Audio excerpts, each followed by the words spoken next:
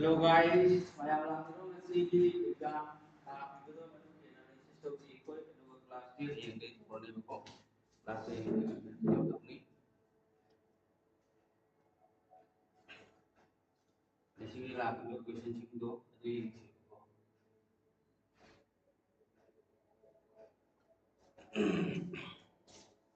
hello mayam exam comment toronge cut off se kyam oini ba mali cut off so ko e hair ke loina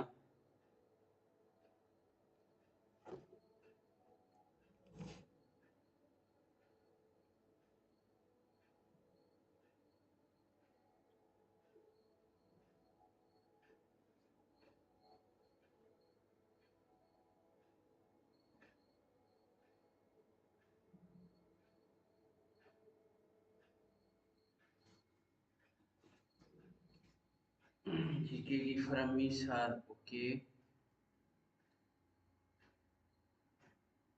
kon taraba yengo haji sound taraba yengo sound tarabo mayam sound tarabo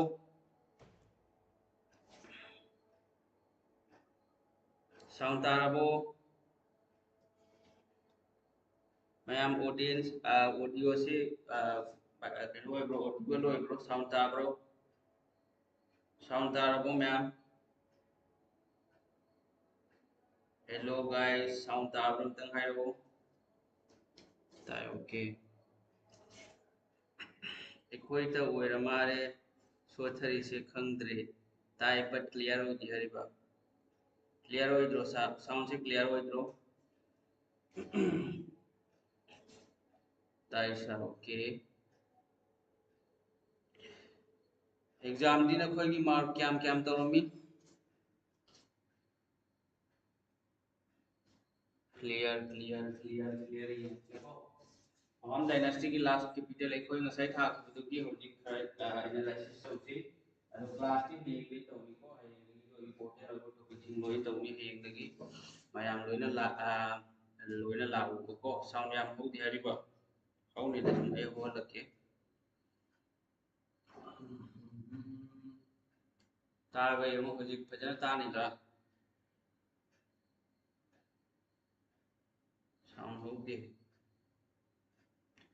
okay यार बे मोजी एक सिको home की कनो से कनो last capital से कनो home dynasty की last capital कही होनी में आप होम डायनेस्टी की लास्ट कैपिटल से कनो नो आंसर करिए जोरहाट ही नंबर आंसर जोरहाट और इसी साउंड टाइप को मैं ताई सिंगो ग्रैंडमदर्स नेम ऑफ शंकरदेव की मगो की मम्मी करी हो गए शंकरदेव की मगो की मम्मी खंग रसे स्कूल से हाने तो तो खेल सुती है ना खेल सुती है रे वेस्टर्न स्टेट ऑफ इंडिया से करी नो ऑप्शन न करी एंड लाई ऑप्शन की बतूंगी ना निको से गुजरात ला गुजरात नत्रो से मथंगा लायन ऑफ मैसूर टीपू सुल्तान नत्रो से टीपू सुल्तान मथंगा मु यमु ग्रेट बैरियर रीफ से करा एले ऑस्ट्रेलिया दा नत्रा ऑस्ट्रेलिया दा चेयरमैन ऑफ राज्य सभा से कना नो चेयरमैन ऑफ राज्य सभा हेड ऑफ राज्य सभा रो चेयरमैन ऑफ राज्य सभा रो सी से हेड ऑफ राज्य सभा रो मनी को वाइस प्रेसिडेंट होय बने हेड ऑफ राज्य सभा vice president vice chairman of money से चेयरमैन ऑफ राज्य सभा चेयरमैन ऑफ राज्य सभा चुके हो वाइस प्रेसिडेंट को वाइस प्रेसिडेंट दो वाइस प्रेसिडेंट आइना लापुर नत्रगा वाइस प्रेसिडेंट की ममिंग दो बीरो जगदीप धनकर है को जगदीप धनकर मेंस का दी रीजनिंग इंग्लिश का दी अप्लाई है जीके से इतने इधर उधर तवरो पेड़ खमाल है टोकलाई टी रिसर्च करा है like Tocklai tea research centre city नहन तो उधर यार the Tocklai tea research centre से करा है जोरहाट नत्रो से जोरहाट नत्रो टोकलाई टी रिसर्च से जोरहाट दी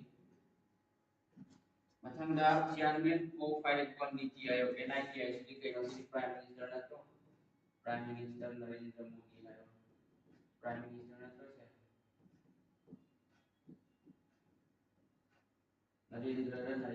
नरेंद्र मोदी मथंगना Numaligarh refinery oil refinery Numaligarh से कदाई दले गोलाघाट लो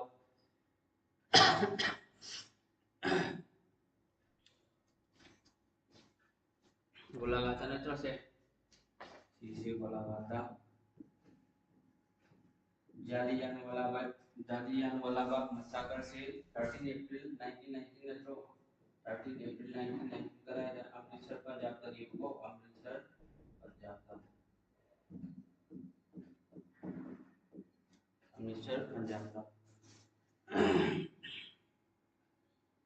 ऑप्शन द अमृतसर लाखरा पंजाब लाखरा तो खंगे तो पंजाब है पंजाब नत्रगा अमृतसर है गना अमृतसर है बता रहे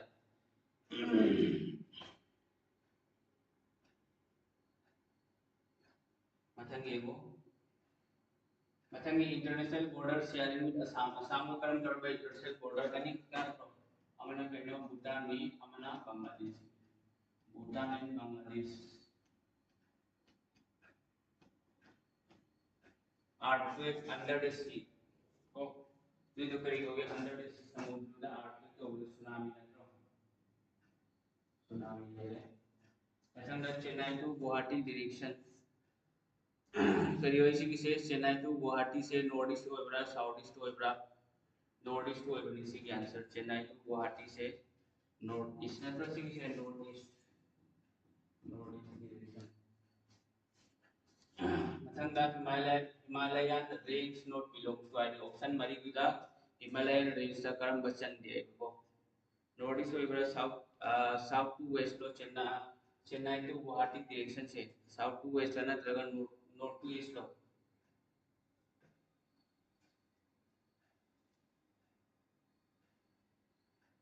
नॉर्थ ईस्ट याव दे अरिबा नॉर्थ ईस्ट याव दे रेंज की साउथ मथंगा हिमालयन रेंज से चंद्र को आता है Himalayan south American mountain range से कई नो साउथ अमेरिकन माउंटेन रेंज से कई एंडीज तो ना तो एंडीज एंडीज से ना तो एंडीज तो अफ्रीका के ना साउथ अमेरिकन माउंटेन रेंज से कई नो सी से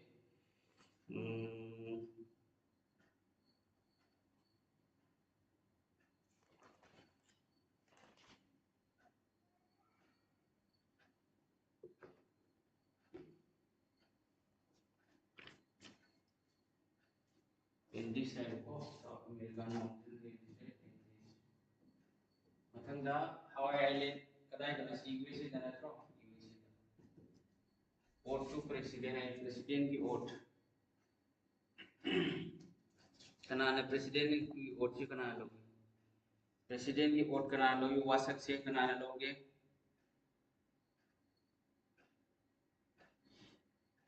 ओट टू प्रेसिडेंट है तो oath of president chief justice of India ने तो सीजीआई ने लोगी ना chief justice of India CJI ने है chief justice of India Assam instrument में तो बैम्बू वाना साबन इंस्ट्रूमेंट करी है असम की दो टोको है ब्रो टोको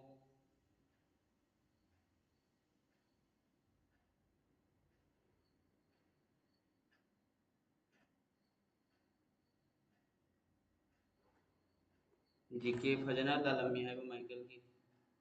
बैम्बू की दो क्रम बनो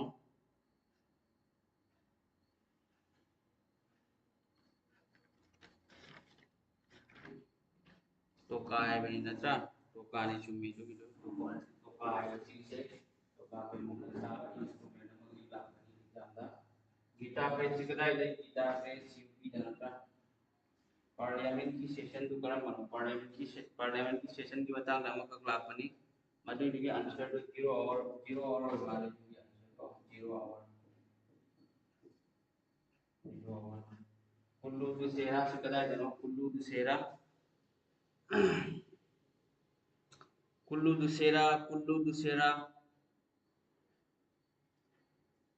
हरियाणा हिमाचल प्रदेश को हिमाचल प्रदेश मेज की प्रयावरी रीजनिंग विधि हम यहाँ मेज की प्रयावरी 0 और बताओ मथंग में वो ये हो वसुंधरा स्कीम जी के ना वसुंधरा स्कीम नाम पीडीएफ की बदल दो यार वो ले रेवेन्यू ना प्रॉब्लम हुई axis group world war two the axis group the करम बा कंट्री है world war two the axis group की करम जर्मनी ने अदुदगी इटाली ने अदेमन कइनो जापान ला सुगा इटली ले जापान ले अदेमन करम बा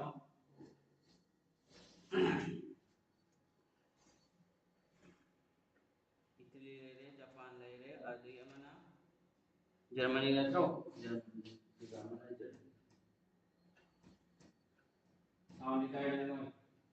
US President as of 1 January 2024 atro Joe Biden atro singse Joe Biden laire and BJP bela yawni se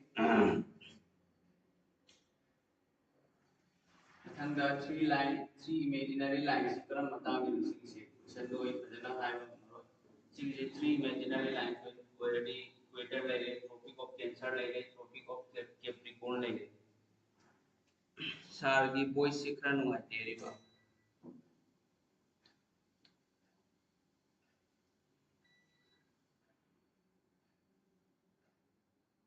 ये मुझे सिल्वर की केमिकल सी से हम देखो सी क्या है वो एग्जैक्टली असन सिल्वर की chemical canoe symbol canoe KG के वो ऑलवेज वेदासिटी कैनो ऑलवेज वेदासिटी इक्वेशन तो इक्वेट नयो मनी सोकिया आदे मन कैनो तानिया चौधरी है ब्र कैनो तानिया चौधरी का नयो मनी सोकिया का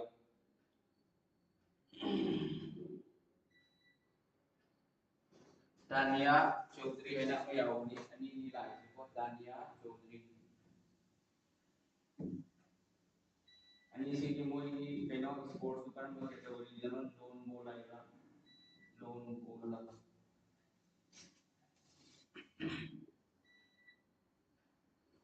लोन बोल भी है तो ले लगा लोन बोल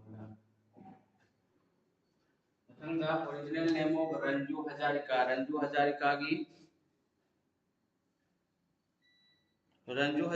की ओरिजिनल नेम करीनो है करीनो साउंड नो है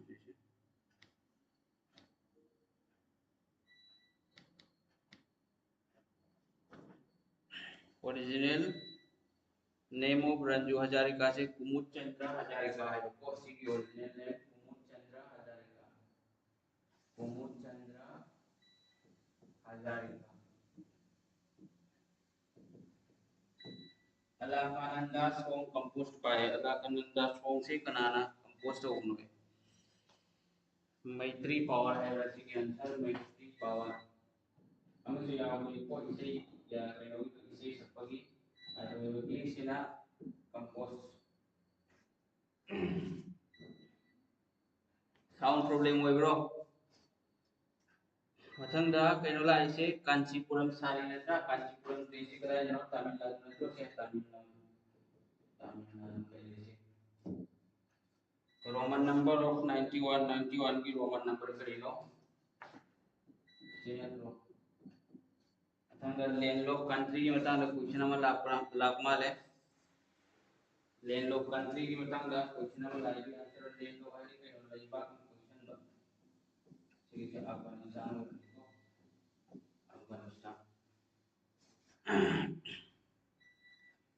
यारबो मैम साउंड ताब्रो फजना मथंग येमुदी continuous rise in price level inflation है PAYNR LMB फुल फॉर्म से किसी कैनोनी से किसी कैनोमो का किसी कही है दीनदयाल अंत्योदय योजना नेशनल रूरल लाइवलीहुड मिशन है को दीनदयाल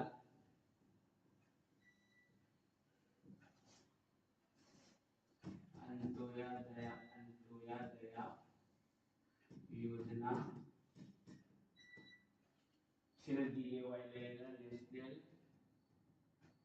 लाइवलीहुड मिशन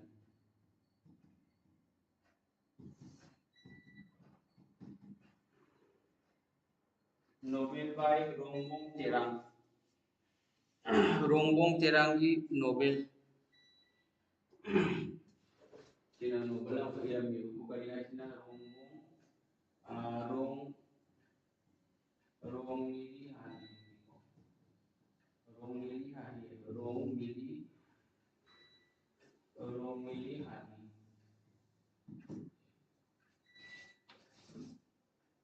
मथंग ये north central arm force of India central arm force की मतंग दा साउंड तार के रिवा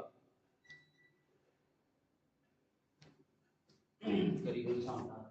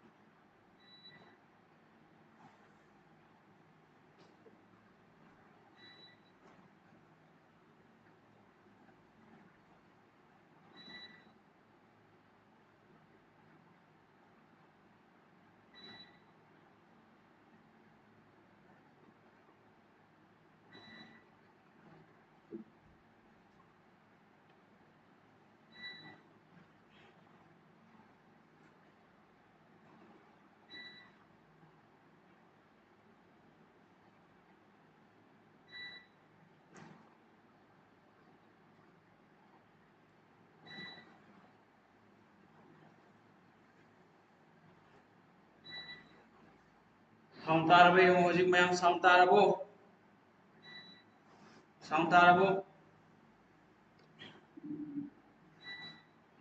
से साउंड तारबो मैम होजिक साउंड तारबो येमो तारे ओके मतंग इसे करने है बात सेंट्रल आर्म पुलिस फोर्स से करन पूरा सीआईएसएफ बापाले को सिगा सीआईएसएफ अति करी ऑप्शन लाई सीआईएसएफ अदगी अदे मन करिनो ऑप्शन जिंग नो एमता हाइरो ये करी ऑप्शन लाई दुगा कोस्ट गार्ड में सुला प्रो इंडियन कोस्ट गार्ड में सुला माले इंडियन कोस्ट गार्ड अदे मन लला लला पुलिस में सुला माले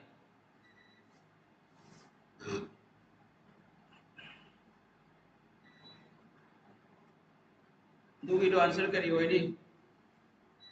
सीआईएसएफ एसएसबी एनएसजी अदगी आईसीजी नत्रो सीआईएसएफ लगे एनएसजी लगे अदे मन आईसीजी सियो यावदे जैसे आंसर करी होई नी इंडियन कोस्ट गार्ड दा एनएससी दा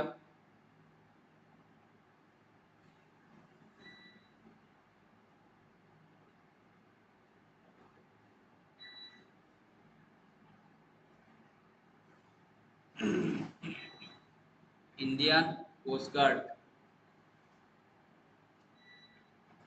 सिगिसे आंसर कमाइना इंडियन कोस्ट गार्ड होई दौली सिगिसे central arm police force NSG होई दौली सिगिसे एनएसजी आवरदी एनएसजी होई नी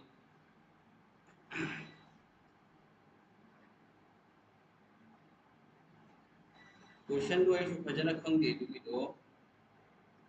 एनएसजी यस को सिगा आईसीजी वाले इंडियन कोस्ट गार्ड वाले सिगे आंसर से इंडियन कोस्ट गार्ड वाले को इंडियन कोस्ट गार्ड और हाउस ऑफ सेल्स कहिनो माइटोकॉन्ड्रिया ना तो से माइटोकॉन्ड्रिया ले ग्रीनलैंड से कदा ले ग्रीनलैंड ग्रीनलैंड ग्रीनलैंड मैम कदा ले डेनमार्क से नत्रो से ग्रीनलैंड से न कोई करिए ये रमी आंसर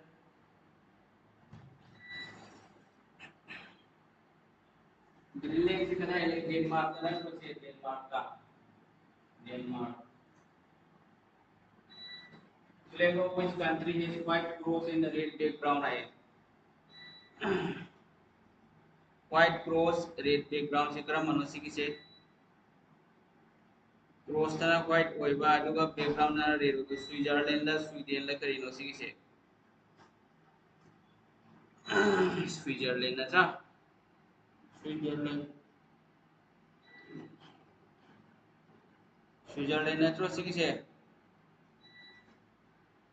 स्विट्जरलैंड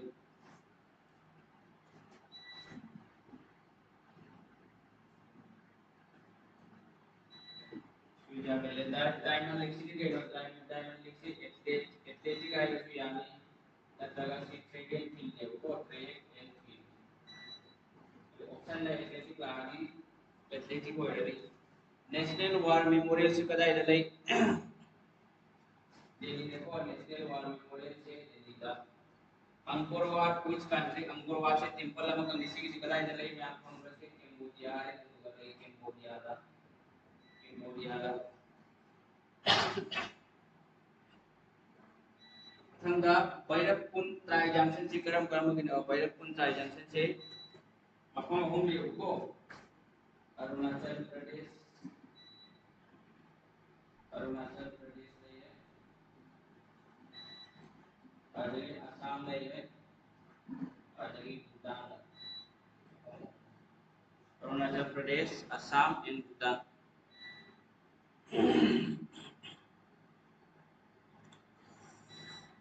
यारो अथन दमु यंसी एवरेज की क्वेश्चन वाला माले को एवरेज की क्वेश्चन ला है ये मुन्ना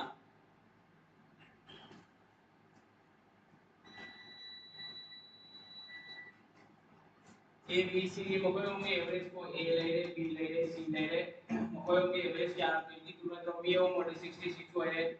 बी प्लस की एवरेज क्या हो कि बी नहीं होती 36 हो है तो से तो इसलिए में बी प्लस की वैल्यू क्या हो बी प्लस की 36 है तो अगर इसी क्या हो 36 हो है फिर ए की क्या हो रे 66 माइनस 36 और 30 होएगा 30 हो है तो ये चाहिए आफ्टर 9 इयर्स को तुम ये चाहिए क्या हो रहा नहीं तो 9 years में तुम ये चाहिए 30 plus 9 होगा और 39 years में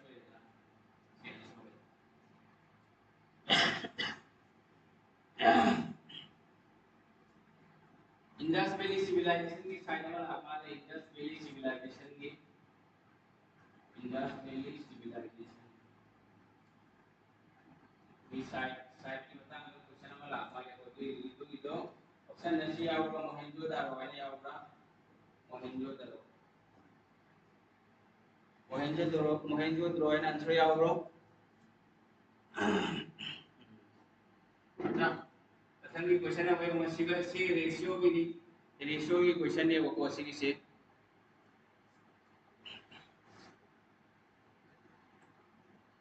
रेशियो की क्वेश्चन थी हमसे k plus b 8 ले रहे b plus c 18 ले रहे c plus n 18 है तो अगर इसी लोए प्लस होता है a ले रहे 2 a ले रहे b का 2b ले रहे c का 2c ले रहे तो ये का मतलब है क्या लाना है a plus b plus c लाओ तो अपने ऐसे लोए प्लस और a plus 18 30 26 का 20 का क्या नो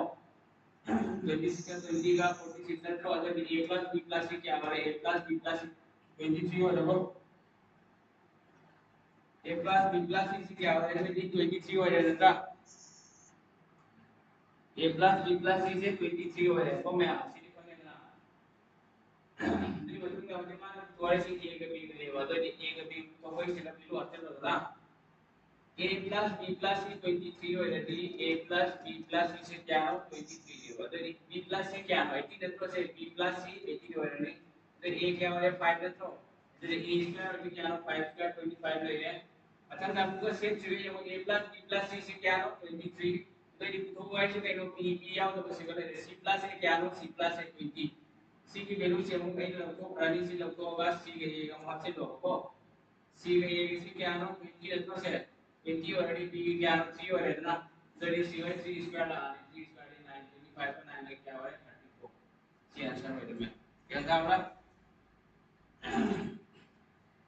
पता नहीं सी इला है को आतनी या सी एवरेज ऑफ कैलोरी तो एवरेज ऑफ 100 का 100 का सी परसेंटेज का 100 का 30 परसेंटेज का 100 का केड़ा सी सुन तो 100% ले लो 100 का 100 तो 200% सी 100 200 का क्या अनि जीरो इस कक्षा करनी ना तो ये 100 प्लस 400 तो सी 500 हो रहा है 500 रहना सी कमिंग पे है ना 100 ले रहे 100 बाय 100 by 100% 100 by 100 like 200 अमका 200 by 100 से 200 by 100 से like सी जीरो नहीं कैंसिल हो रहा है so सी कैंसिल हो रहा है 100 का 400 क्या हो रहा है 500 हो रहा है मैंने सेम तो गया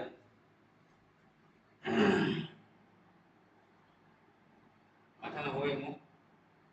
2.19 बार है क्वेश्चन में कब लापा है और 2.19 बार फिर क्या हो रहा है 219 नेटवर्क से मकान में जी से 12 नहीं तो 12 नहीं होगी क्योंकि 12 की 9 की 9 देखिए क्या ला जीरो ला छात्रों तो मतलब क्या हो रहा है 219 लगी माइनस से 2 सीधा हो रहा है इससे क्या हो रहा है 217 बाय 990 हो रहा है इसका मतलब क्या हो ना याद है सी हो रहा है 217 bye 990 217 by 990 ra 19 lo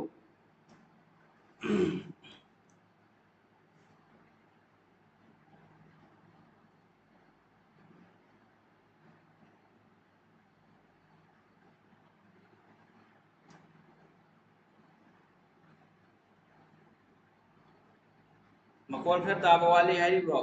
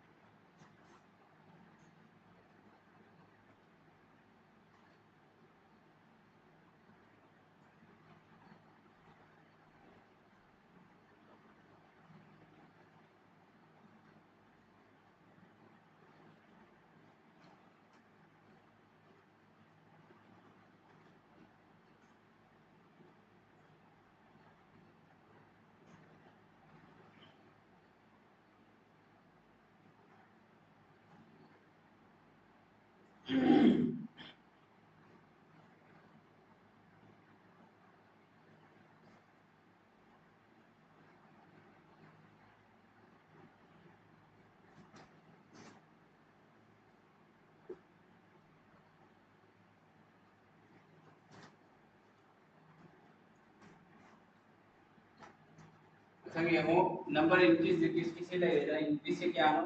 increase और 40 है तो 40 प्लस ले रहे हैं इंक्रीज के -40 अरे मतलब प्लस 40 into -40 है तो उसी की formula x plus y plus x square 100 ले लेना से अरे c से -c जो है इसी के तो टोटल 40 40 से तो क्या हो -16 है तो -16% से माइनस को अगर इसी क्या हो 16% डिक्रीज है ला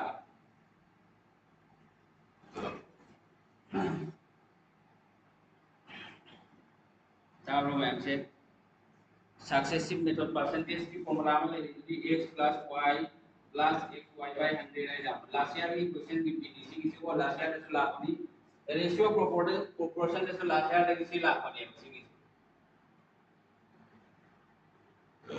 और जब मतलब में हो तो circle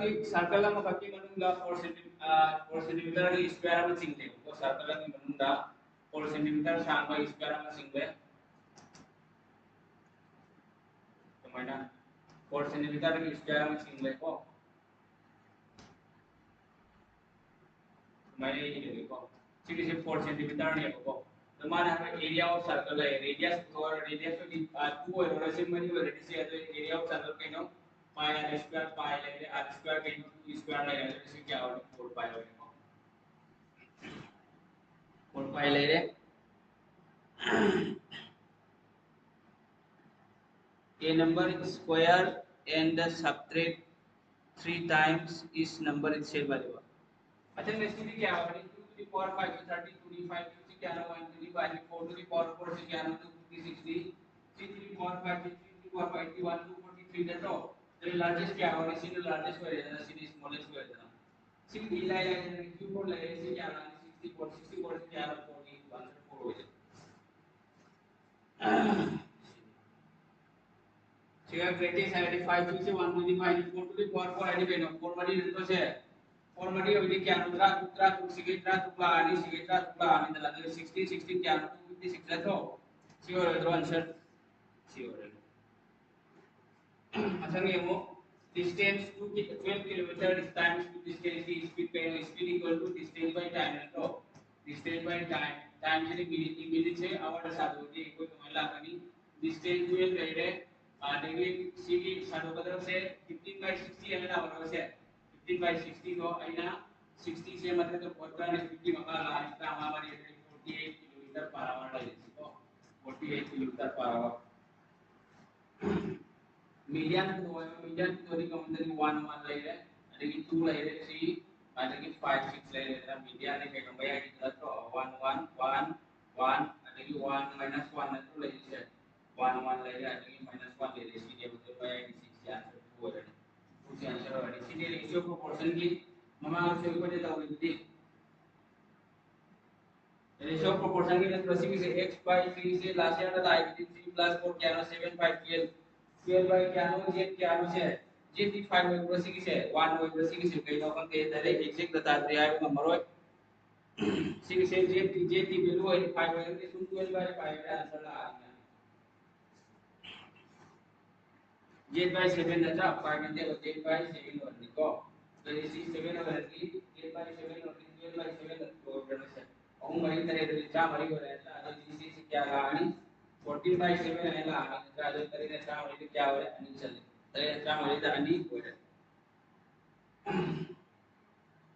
prime number between 18 and 100 80 का 100 का मतलब था प्राइम नंबर क्या हो गया 80 का 100 का प्राइम नंबर प्राइम नंबर 80 के मतलब 90 100 के मतलब फिर क्या क्या आएगा 83 ले ले आते हैं 89 ले ले अतंग 93 ले ले 94 96 97 ले ले सीधे तो ये क्या आ रहा है मंगा तो से मंगा हो गया 87 ही आएगा ना 3 नहीं आएगा 87 से को अतंग टुडे संडे आफ्टर 92 days को क्या हो गया ये 92 से 7 डिवाइड हो क्या चले राउंड हो क्या लेंगे हम ना तो संडे प्लस 1 हो संडे प्लस 1 क्या करेंगे मंडे हो Furious है कि no furious fast and furious angry है कि anger है कि को anger angry है friendly के रिवाइडी से friendly enemy है तो ये आइना जगह को है से ऑप्शन नहीं होता ना को ini ko chip ID के chip ID ओकोंबा के अताम से के पोस्ट है तो पोस्ट ही है तो जगह पोस्ट है तो इसी सर्कल की ज्योमेट्री वाले तो कुंजी की करियो ने कुंजी क्रॉस वाले को पहले ले लेंगे ऑप्शन ना पहले तो कोई एग्जाम का वाले काम नहीं कोई नहीं एक्सपेंसिव वाले से ऐसे किसी एक्सपेंसिव ऑप्शन ले आओ कि एक्सपेंसिव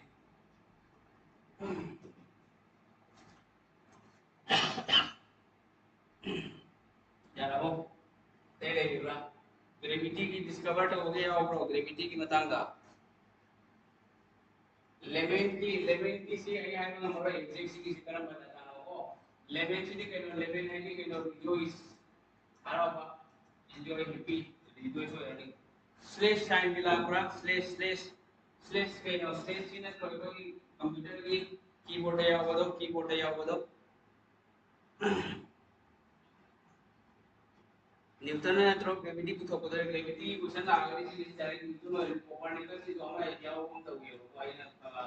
स्टूडेंट था वैसे ही देखते हो यानी एपोस्ट्रोफी साइन से करेंगे एपोस्ट्रोफी से करेंगे ए लाइन है जो का एपोस्ट्रोफी से मतलब कि लोसी से एग्जांपल आपको जैसे एग्जांपल आप मान लेते हैं सेमीकोलन लो कोलन सेमीकोलन लो लाइन लो सेमीकोलन तो ये hyphen सुलाइबा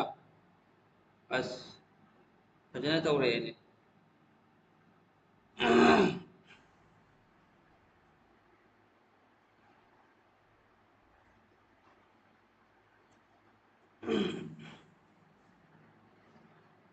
semicolon khangma ne tro ko symmetry du na tro se semicolon du ko kha dai le bra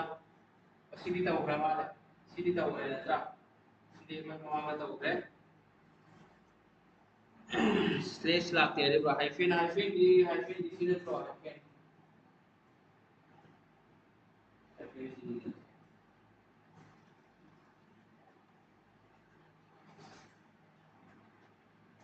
GK da khara lesson laga pirak re na tra GK da khara lesson laga pirak re tu na ni to pa question noi lai adi sum yani question dia to padi phang dia ko student na khara na thara e tu ni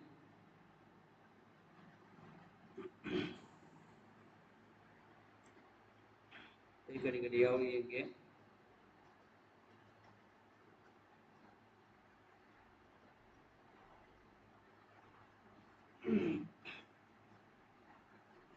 Dua mark yang jam toro mi lu katok sidi yang upo katok si katok batang mai yang siapa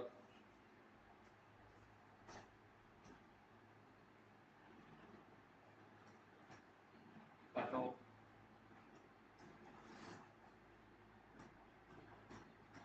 katok mark yang melakukan itu yang sumpen dia betul katok mark si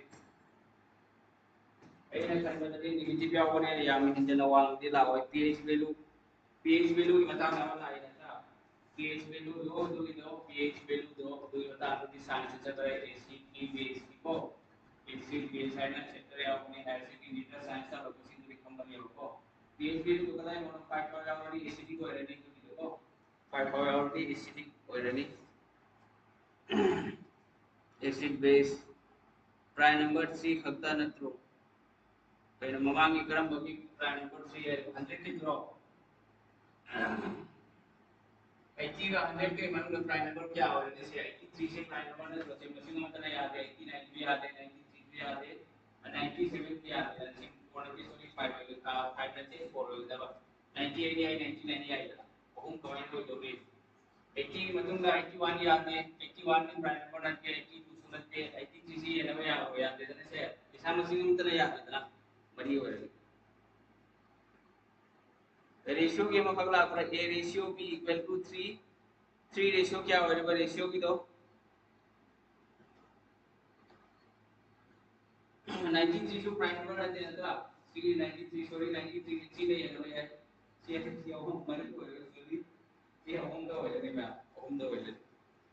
80 to 100 को other prime number से 83 89 का 97 को हो रहे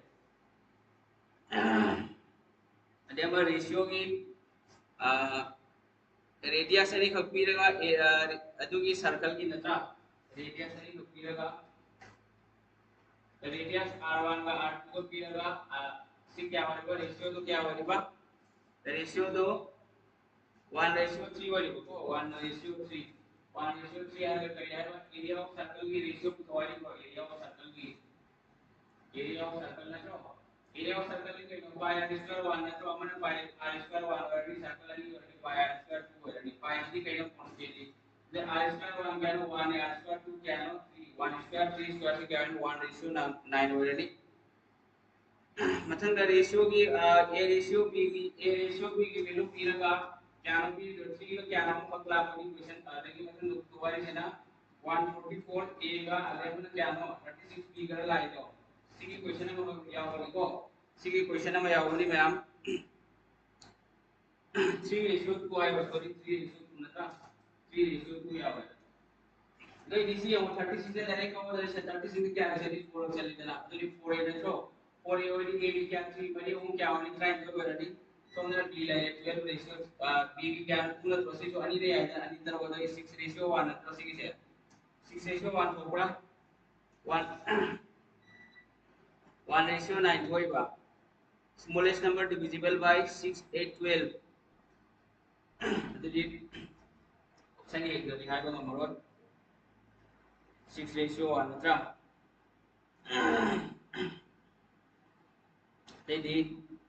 smallest number divisible by 6 8 12 na ye na ba smallest number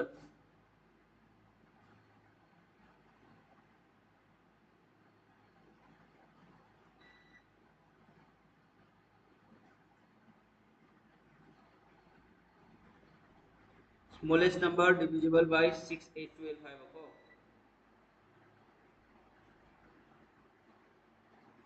option da kari kari yauri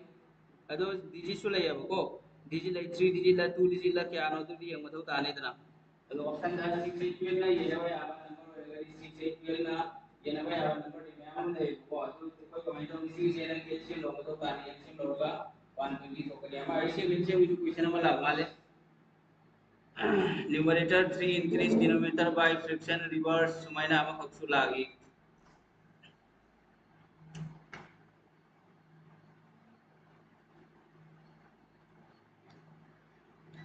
ते दिखरी करी लाए poetry literature है रे बानी literature वाले literature नि बुक वाले गरी बुक से यावर तो किलो literature वाले तो किलो को ऑप्शन दाई ना literature के वो आई तो नहीं खंगो दे को तो ना तो किलो वाले 3 digit largest even number 2 digit largest even number minus 2 digit largest number कई राउंड में क्वेश्चन वो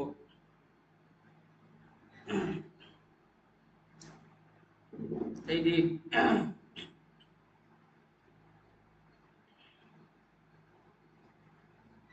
2450 the smallest multiply tawraga square hoiba or 2450 the smallest multiply tawraga 2450 da so smallest multiply si kaman tugani si dare mangana tawra mangana kya sakani si si sa do ge si mangana si chalo mangana bari kun ma masi lai ma so ada isi amla isi si sumai satare NCM lo ko lo do di tawakkal kuni 2450 le se mga mari unlay na mga pumasila nila. Ari ang mga sitari na kaya sa sitari na mga pansila tari na kaya tara na tayo sa dari sila ni na mga yang sila spare ni wale 5 ni wale partner si kaya wale 2 wale ka. So itu mga mga si spare sa kaya 3 digit smallest even number minus 2 digit largest number है देखो 3 digit smallest number 3 digit की smallest number 3 digit smallest minus अरे mana kaya dua 3 digit smallest even number minus 2 digit largest number है 3 digit smallest even number minus 2 digit largest number है तो 2 digit largest number इसलिए हम class 3 और 5 में 3 digit की smallest even number से कहीं लो smallest even number हो बता क्या वाली सी से 3 digit smallest even number से क्या हो poetry को on होय जो बार अस्सी तेरे आंसर टू क्रॉस साइलेंट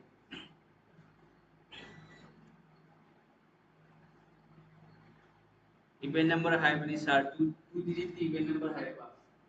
अच्छा 2 डिजिट इवेंट नंबर क्वेश्चन को करियारी बात 2 डिजिट इवेंट नंबर आ देखिए हमारा 2 डिजिट इवेंट नंबर का करियारी बात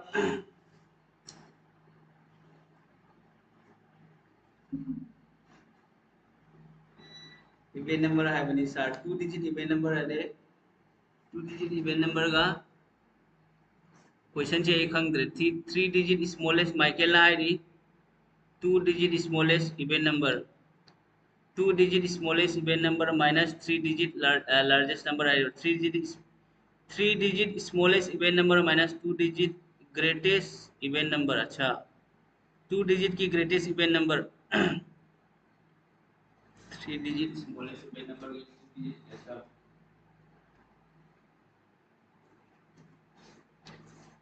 3 digit की smallest event number को 3 digit की smallest number 3 digit की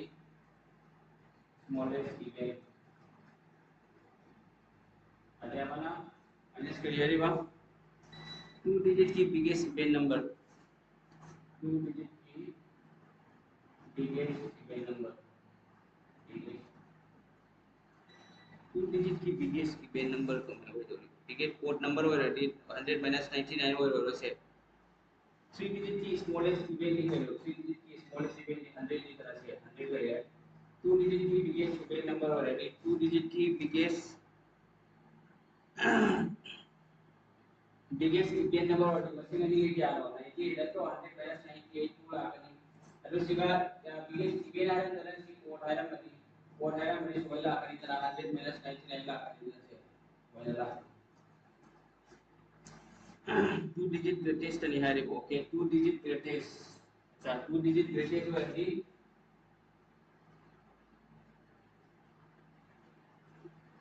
2 digit greatest अच्छा 2 digit greatest वाली सी को को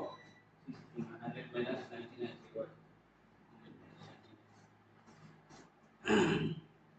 अदुगा इवेन हर मगदी इवेन हरदी सिंग से सपोज इवेन वाली जानो इवेन वाली 100 minus 90 होई को तो अगर हम एग्जीक्यूशन दे उदमी है हागा मरो सर नंबर सीरीज की अमगा नंबर सीरीज की ने कोई no greatest event already greatest event already ko atau si na mamaya dito sa bang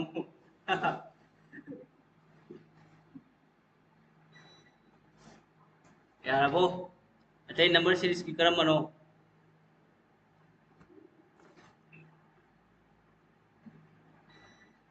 exam से न कोई ओवरऑल कमेंट तो होंगे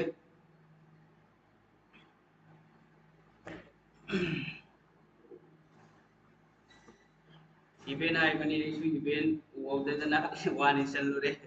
27 30 37 50 है रे बा सीरीज 27 30 ले रहे हो जाएगी 37 50 37 ले रहे 50 ले रहे इसी 90 ला है उसमें ना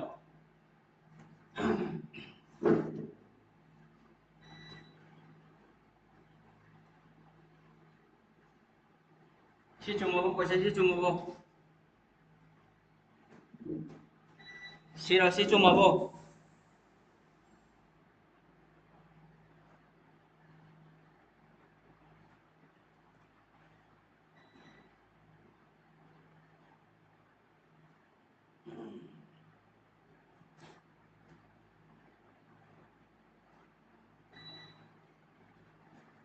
सिटी इधर question इधर सिटी इधर question सी उसी क्या नो क्लास 3 ना छोटे क्लास 3 ले रहे थे क्या नो क्लास 7 ले रहे अच्छा मैं सी क्या नो क्लास 13 ले रहे बेसिक डिफरेंस है आप लाकड़ी सी डिफरेंस आपने को अरे हो जी मुझे सिले 3 सिले 7 सी क्या नो क्लास 4 नहीं सिले क्या लाकड़ी 7 नहीं 13 की क्लास 6 ना तो 13 लगे वो क्या लाकड़ी 4 लगी 6 क्या नो क्लास 2 6 लगे वो क्या लाकड़ी से क्लास 2 ला से 8 का तो 13 का 13 क्लास 8 ला प्रोसी की क्या क्या तो 135% तो रमी सर ओके 37 अदगी 13 ले रहे जैसे क्या लगा नहीं इधर वही इधर पे आ रहा है 37 13 ले रहे जैसे कि 19 ला और 19 ला तो जैसे क्या ना 4 की डिफरेंस 6 की डिफरेंस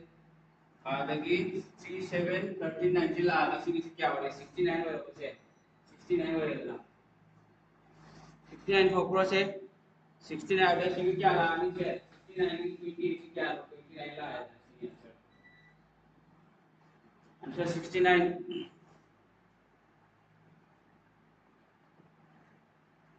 क्यों से 79 लाख एक ऑप्शन सुया हुआ है बा सिगी आंसर कइनो सिगी आंसर से को 69 ni लक्ष्मण अदु सि करम एग्जाम द लाइव फंक्शन से एसएससी सीजीएल 2021 ना हम लोग क्वेश्चन लिख दूं ना कोई क्वेश्चन लिख को एसएससी सीजीएल 2021 दा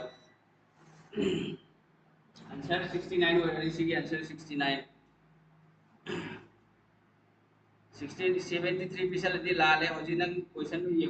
चेक होगा वजन नंबर थोड़ा कनी सार पुलिस की कोचिंग हो गिरो तो होरनी लक्ष्मण लंगी 0.25 खत्म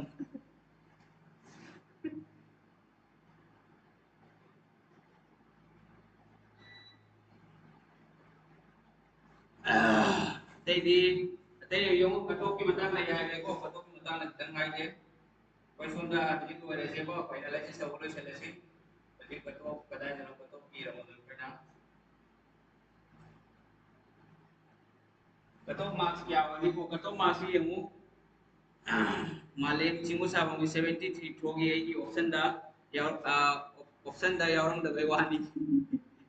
ऑप्शन दा आंसर तो 69 में लिखो ये मु जीके की क्वेश्चन से आया हम मैक्सिमम दोला आईडी याना एवरेज की है ना तो देवा दुना नकोई अꯩꯅ ꯁꯨꯝ ꯈꯟꯖꯕꯗꯗꯤꯀꯣ नकोई कटऑफ से कटऑफ मार्क्स से अꯩ खन्जबदा सिगै ने लोइसे 90 देखि 100 के सी की मनु होई 90 देखि 100 के सी मा लेले को सिगै दे हेंगनि में था को करी नgai नेगेटिव मार्किंग यावनिना नेगेटिव मार्किंग यावनिना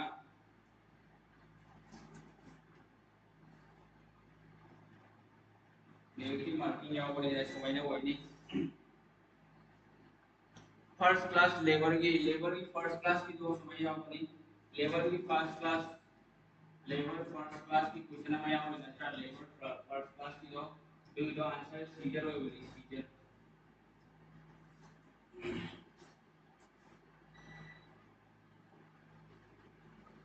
यूनियन टेरिटोरी मतंग है यूनियन यूटी स्टेट मतंग क्वेश्चन ला प्रो मालदी चाइल्ड पे प्रो यदि ऑप्शन की मतुम न को मालदी तो यानी सिक्स मालदी से कहीं अकॉर्डिंग टू ऑप्शन ना मालदी चलो मुझे कदा यदि लाकनी मालदी मालदी तो कंट्री ने से महिला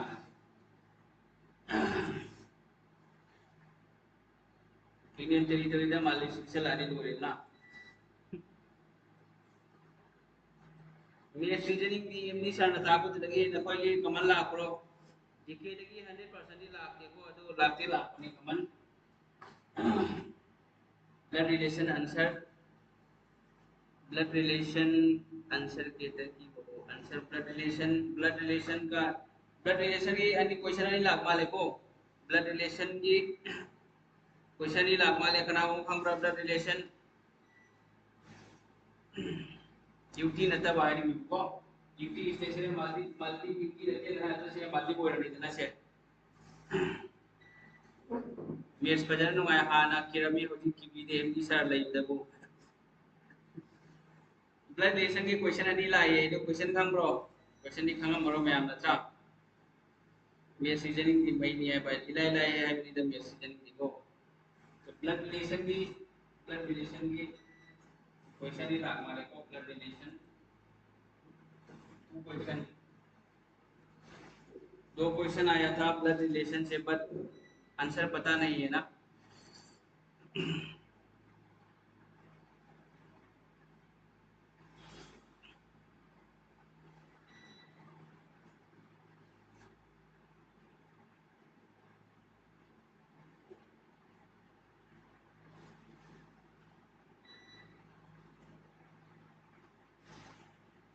'Pointing to photograph told is only son of grandmothers. Rina told he is the only son of grandmothers. मथंग भी अतई दी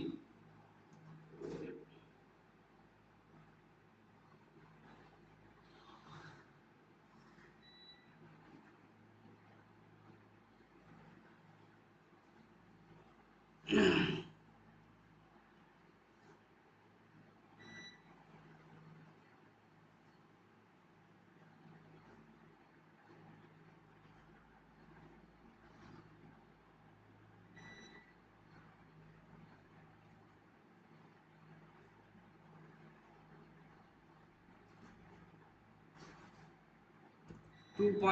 पॉइंट वन नाइन बार लान हमारे 2.19 बार 2.19 बार का जो क्वेश्चन है इस मैंने वो इसी को हम समझिए अभी इस महिला आदि को इसी से 217 ला आने ना 217 बार इस महिला ला आने 99 नत्रगना स्माइल को हो गया 219 बाय 99 स्माइल से हो गया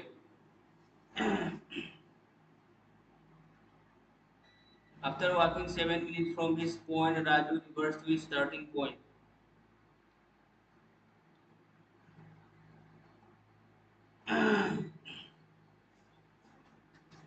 Point to Rahul Sita said, pointing to Rahul Sita said, he is the brothers, he is Who is the only son of my grandfather? Ko adodi how is Sita related to Rahul? Adodi kari wari six brother wero brother blood relation pointing. ऐसे mic से मैं यहाँ तक ये को blood relation Poynting वाला answer यही होगा ब्रदर होगा I think brother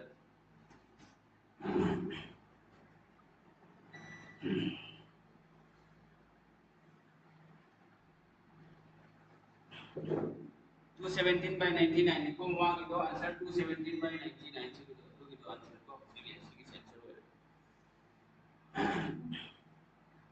wait option the sister यावी ब्रदर यावी के सर अदो कइनो हारि बा सिस्टर वाली सीता का मसाई की नंगी नहीं कइनो कमेंट सी का हारि सिको कमेंट येंगे आई को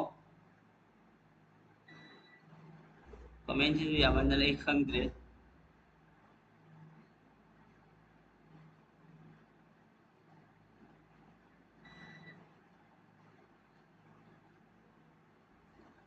Sita relate how is Sita? Although is Sita related to Rahul Natra?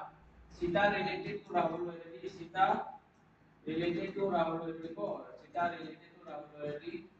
Answer करिए already sister already. Brother already. Sister already. Brother already. Sister already. Sister. Direct answer.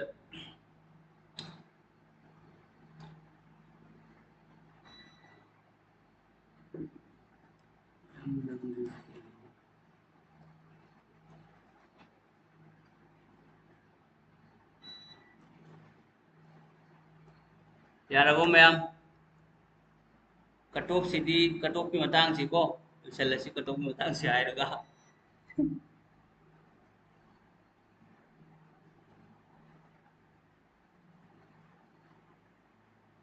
brother of my father's only son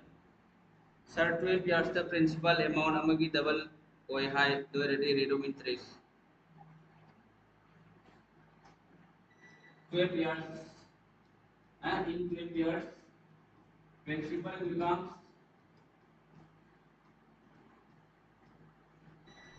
double 10 then find rate of interest rate of interest क्या होगी इसकी call को rate of interest कितना होगा भाई तो ये हमसे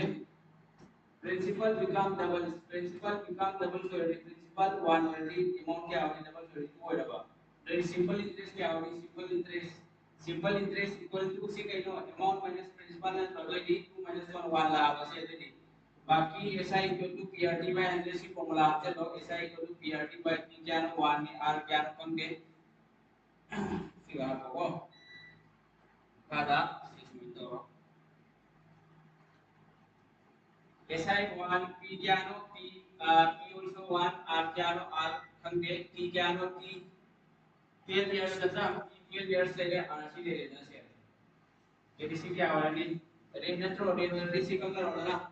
मरीना पुंगला मरीना सी क्या पुंगला वाले ना जे R क्या वाला नहीं R 12.3 8 1 by 3 रेशियो रन देना 8 1 by 3% 8 1 by 3% circle geometry points circle geometry parliament की अमल आखी सिटिंग अरेंजमेंट तो दी सांगने खंगे को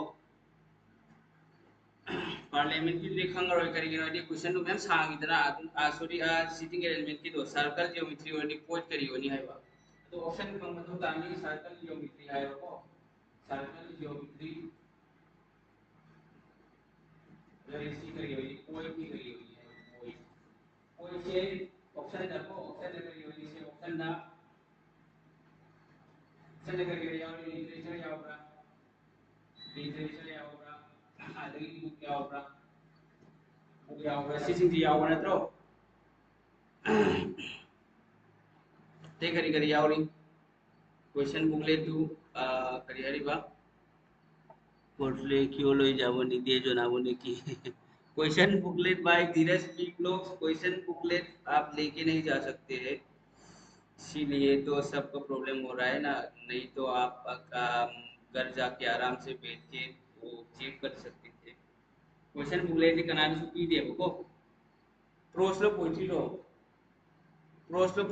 प्रोस नत्रगा पोइट नत्रो प्रोस बुक यावरी को प्रोस बुक प्रोस वेराइटी सिगा इधर सी प्रोस वेराइटी सिगा प्रोस प्रोस की आंसर वेराइटी बुक वेराइटी धीरज स्पीक इंग्लिश संक्षिप्त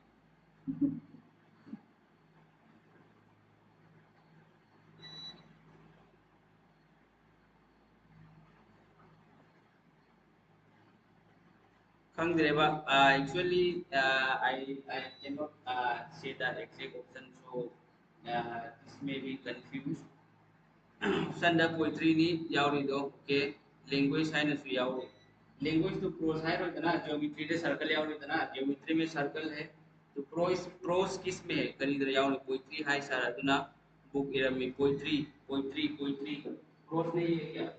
छोड़ दो ये सब हैं अदो से क्वेश्चन के poetry hai तो है poetry है रो ऐसे बोला हम देखो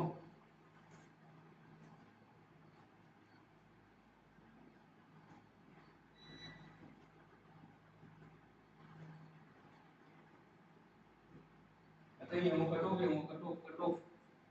कटो मार्क्स ये से को कटो मार्बिया में ये लो सिगई या में ये लो को दगे सिगई नंगे के लिए ने खल्लो सवाई सिगई दी के लो को 100 देगी हमको कहना है से 115 सी की मनु देगी दी के लो को रिक्वायरली सी मनु से कटो कोई नहीं पिंकी और इस bad because it's mammal question दो पोइट की हंगिमी अच्छा ओके जैसा और ऐसे पढ़े आंसर नो ने पिरामिड को ओजा 150 by 150 तौरमी मफुन चांदीरदी ऑफिस कावा और ओके आई गेला वो एक ऑफिस दा प्रैक्टिस तो होगा practice makes man perfect sir fish की कलेक्शन नाउन से लागी फिश की कलेक्शन नाउन करियो तू खंग रो नोय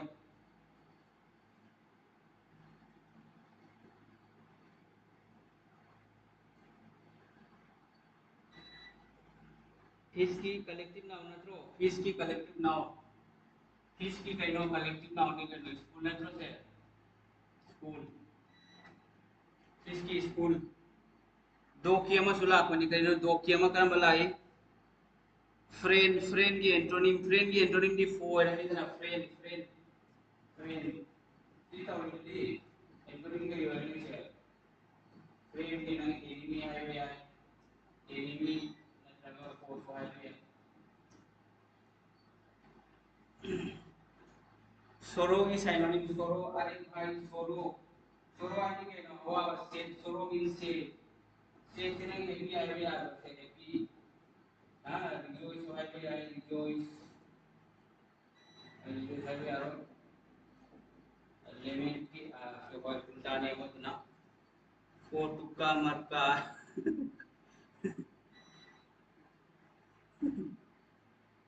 पर ऑप्शन दिया होते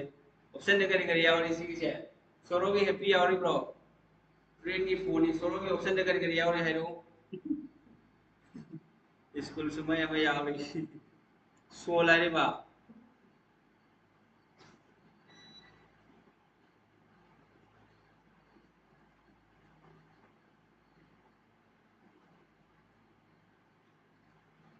सोरो एंटोनिम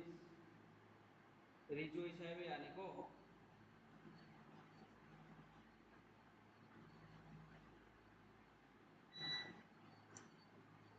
सी ना रिजॉइस है वे आने मोन है वे आने जिसम है वे आने को मोन मैम ने वर्ड मैम ने को हैप्पी जो है वे आने वो केनो उल्टा रचा करे तो दी यार को कटो की या मंजर लावरे सी ला सी ला आगे सी ला पे आने तकना सी ला पे आने तकना सी ला पे आने सी ला लेट वेरे नेटना कमेंट से ओके फ्यूरियस की synonyms furious synonyms of furious means kind of furious means anger or angry ha anger hai fury angry hai fury sini nan mamang ta uribdi Prem Singh नहीं exam form bro Prem Kumar final cut off दी आई दी हाई बंगम final cut off दी नंगी student क्या लेन होरी Sir, what language are you speaking? I'm speaking Manipuri language, my dear brother.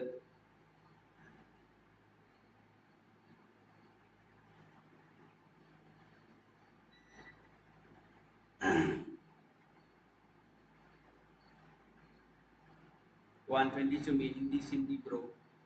Hindi में भी आएंगे हम जरूर मेरा एक हिंदी चैनल है अगर आप हिंदी में मेरा वीडियो देखना चाहते हो तो यही पे वीडियो चैनल है मेरा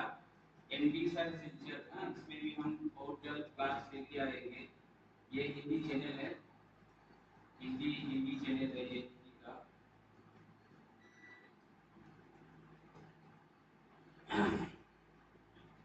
लेमन की सिनोनिम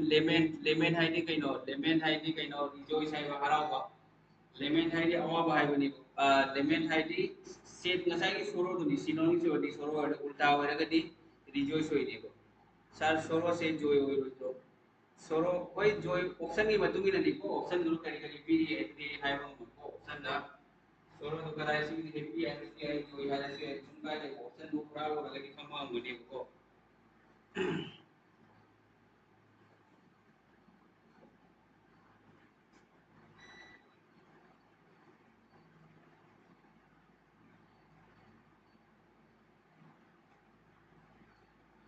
ते करी करी लाके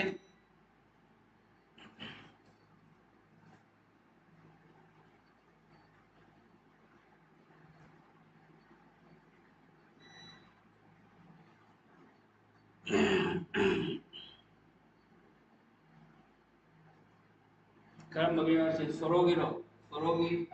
फिर करम बगिनो नोइना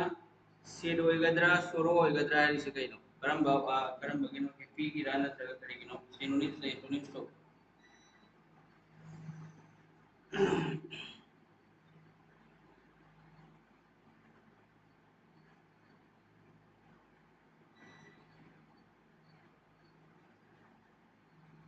करम ऑप्शन नो माले चिंगसु बमना हारि से ज्ञान दाते सेड होइगद्रो नत्रगा सोरो होइगद्रो हारि के हारि से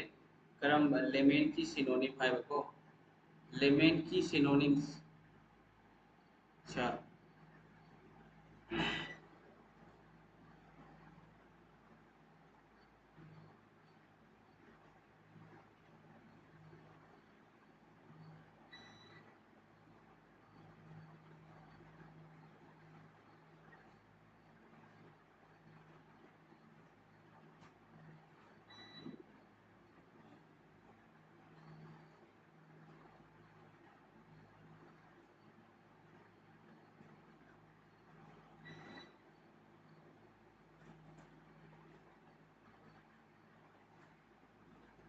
लेमेन होइगदी केनो होइनिको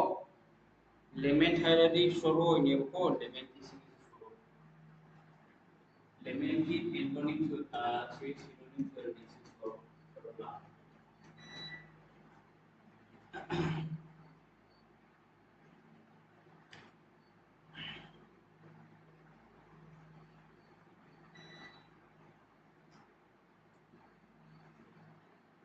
Hindi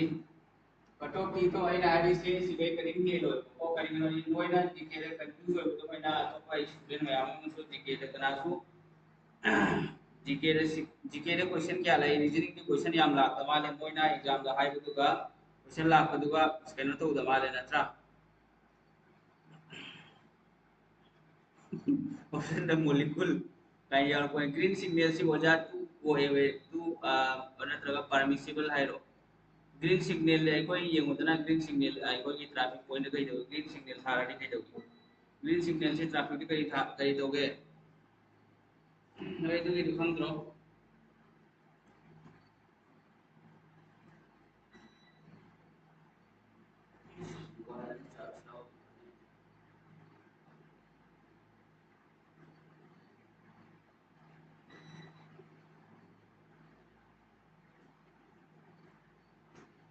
ग्रीन सिग्नल लो करिया है ऑप्शन दो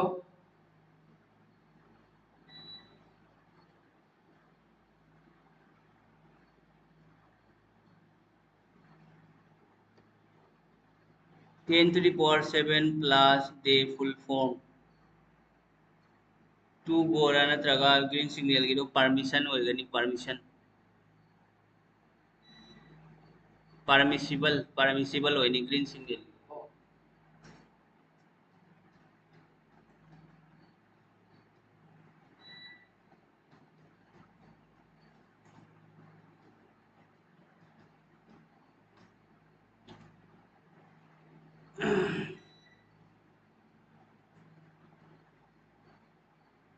ग्रीन सिग्नल की परमिसिबल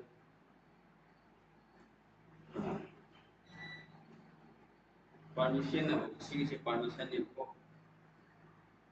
करीगुम्बा पोर अमगी परमिशन पीबदो तौबा यारनेना परमिसिबल लो कई परमिशन खंगे okay to get permission to get की सुमाई लापनी ऑप्शन टू गेट परमिशन होगी टू गेट परमिशन आई ग्रीन सिग्नल है ने तो करीगुम्बा पोर अमगी एलाउ तो यारनेना अदुगी बिने को ग्रीन सिग्नल से करी है वा नीला सांग हमना 10 to the power 7 नीला सांग हमगी कनो में यावरी power indices search which pronoun is used in non-living things adudi it hairani idana it non-living things की pronoun di it it hairani idana ayam tango photo ka ho gaya question हम हो यावरी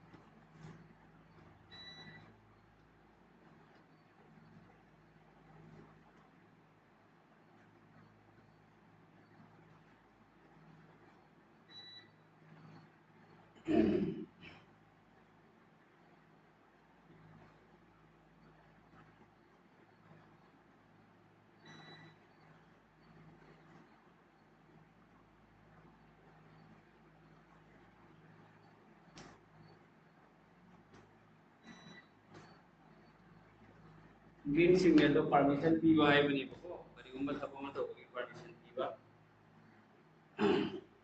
सी क्या होनी सीधी bracket की थपमा निकल लगा ना bracket थपमा सी क्या होनी सी ने क्या है सी मंगार से ना 10 to the power 5 La 10 to the power 5 से क्या आनी 1 by 3 स्क्वायर ला होगा से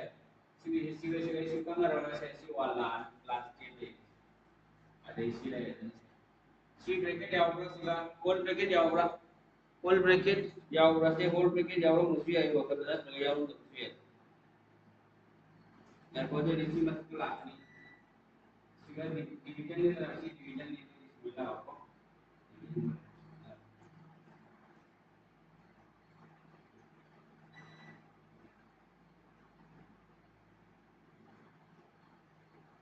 10 3.7 ले रहे हैं अपना से 10 3.5 ले रहे इसी क्या हो रहा है 10 3.7 बाय 10 3.5 ले रहे प्लस 10 क्यूब ले रहे तो इसी क्या आ रहा है इस समझने में a3 minus a3 equal to 1 bye a3 अपने को सी से तो क्या हो रहा है 1 बाय इसी ला से 1 बाय चक्कर इसी से चक्कर सुमेला कने 1 बाय से सुमेला 3 स्क्वायर ला 1 by 3 स्क्वायर और इसी क्या होगा रे फिर इस वन जा करने 3 क्यूब इनटू 3 स्क्वायर ला होगा से 3 3 4 5 में ला ऐसे का 3 3 4 5 ले लेते हैं 3 3 4 5 3 3 4 क्या ला नहीं 1 ला नहीं ना 1 ला इसी क्या होगा इसमें 2 चले तो 3 स्क्वायर प्लस 1 तो से इसी क्या होगा 101 और आंसर होगी 101 को प्रेसिंग से नोई पीरी में क्वेश्चन सी के मतुंगी नदी 101 होगी को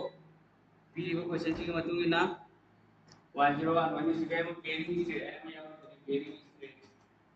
see the stress of the world level bearing stress is kind of Russia and USA no Russia and USA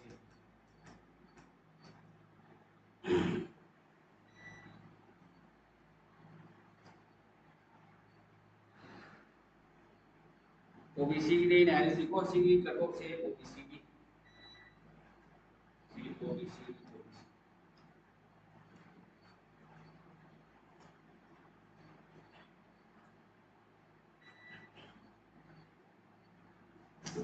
यार अब ma'am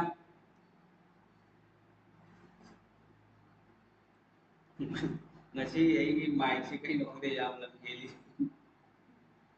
amuk molli amuk to lai re ba se 101 ke no to pro lagi se 101 to pro 101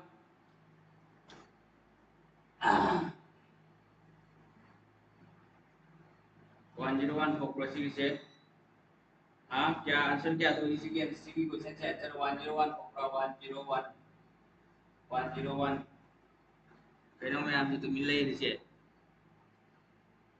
अꯩꯅ ꯃꯈꯥꯒꯤ ꯀꯩꯅꯣ ꯄꯥꯗ꯭ꯔꯦ ꯑꯗꯨꯅꯅꯤ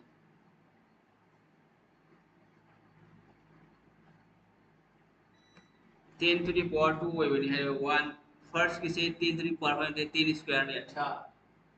इसको काय इसी से हां डाटा डाटा से नोट एग्जाम में वो नोट एग्जाम डाटा इसी से डाटा जब भी डाटा से नोट एग्जाम डाटा तो लाखों ही मूव में समय रहा है और नोट एग्जाम डाटा तो ऐसी कर काय ले wrong question wrong answer wrong question wrong answer हो रहा है इसको काय नहीं वो माना तो चर्चा भी तो क्या लाए फर्स्ट की से 10 क्या है रे बा फर्स्ट की से 10 to the power 5 में 10 स्क्वायर नहीं है रे बा 10 स्क्वायर नहीं है वैसे की है अरे ni माइनस आ रही है नोट एग्जैक्ट डाटा ऑप्शन के दो जाओ दी हां ब्रेके जाओ ये ऐसे सी ब्रेके जाओ ब्रो से तुम्हें ब्रेके जाओ ब्रो जाओ दे ब्रेके जाओ दे तो रोशना वैसे की मोंग ये क्वेश्चन दे वाला है को वही सुन पाए दे अदुनी मयाम होजी ग्रेड 3 4 ग्रेड 3 के अमुक लेरी ग्रेड 3 की कइनो ग्रेड 3 न पथंगा नेक्स्ट 29 सितंबर लेगा 29 सितंबर दा एग्जाम लेगा ग्रेड 3 को ग्रेड 3 की grade level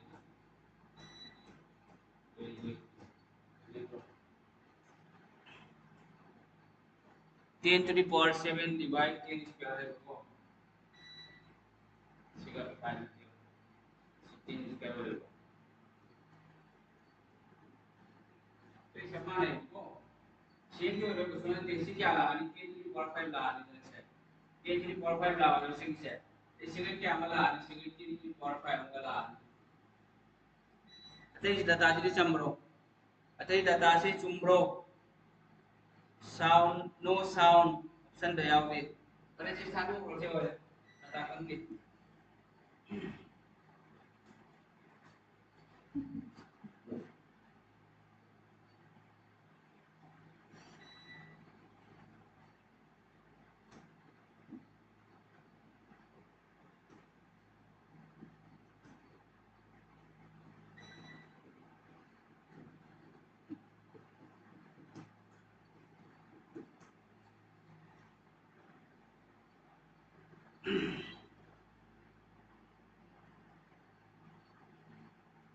two by root 2 base of an isosceles right angle triangle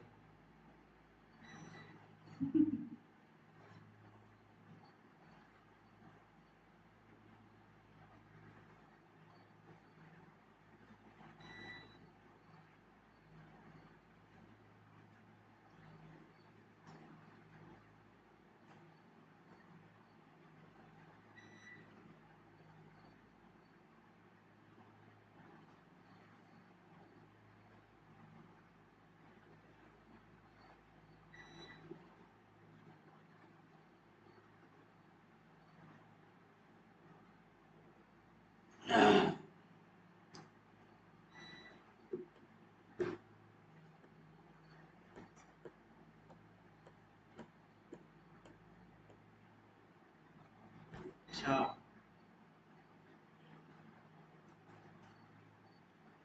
सिगी अरोइबा Aman Neela सामोन थाराइबा question जे सी तवरगे को अदुगा लोइसलसी मया सेल फोटो कॉपी अदुगा सी तवसलसी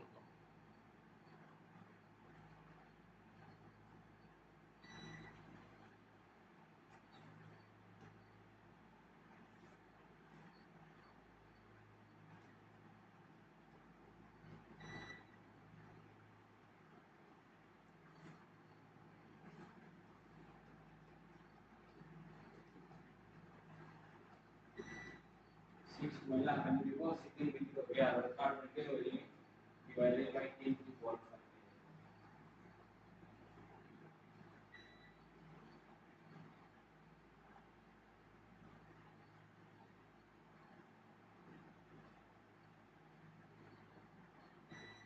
Tengok mo. इसी क्या हो रहा है? सी ब्रैकेट काम खत्म करो, ब्रैकेट की तरफ ध्यान दो, ब्रैकेट से नहीं खत्म। इसी में क्या लाना 10 to the power 5 ले रहे हैं, इसी क्या लाना 10 to the power 5 same row C class में ब्रो क्लास में डिवाइड हो गया किसे डिवाइड नहीं है तो सी में किसी क्लास में डिवाइड हो ब्रो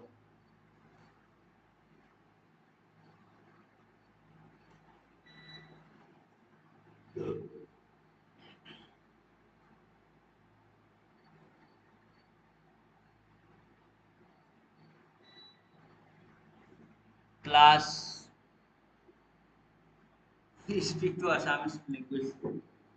और मुझे असमिस नहीं आता है इसलिए मैं मणिपुरी में पढ़ाता हूँ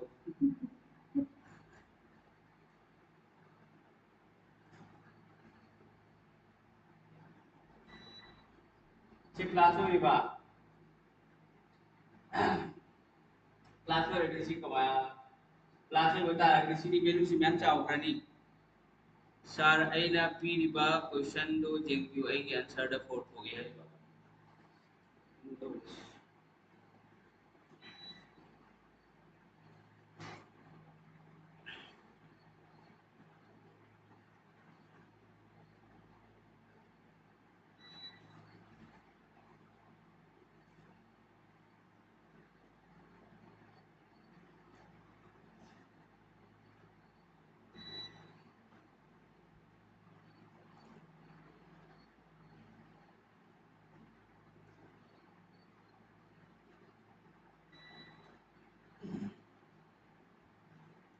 सर रिजल्ट टू हो गए रिजल्ट टू हो रसी की नहीं है जैसे सिगर रिजल्ट से और 3 4 5 है सिगर 3 4 5 जैसे क्या है सेकंड हम चले 1 लाख सिगर हम चले 1 plus 1 4 1 plus 1 sector depend blocks नंग hide of प्रोनो boy Muna 10 power 5 common लौरगा divide 10 power 5 का तो कोई करगा आईडी डायरेक्टली कमन लौरगा डायरेक्ट से 10 3 पावर 5 10 3 पावर 5 तो को अदो से लौरगा सुन जा तारो नंतर नंग से कमन लौरगी से लौगा या 10 3 पावर 5 से 1 प्लस 1 लाइन लावरो मका दसी लानी 10 3 पावर 5 लानी से कम लगा से तरी आईडी तो के को 100 हो गया रे बा siapa jadi sini tak boleh dah. Si ini square no si ini square se क्या ना सीधी क्यूब क्या ना 60 कोण तो आगे 60 कोण क्या ना सिवे ना kalau ada siwe क्यूब से क्या ना 4 क्यूब ना तो si क्यूब से वैसे कोई कंसीडर करने से कोण लाओ से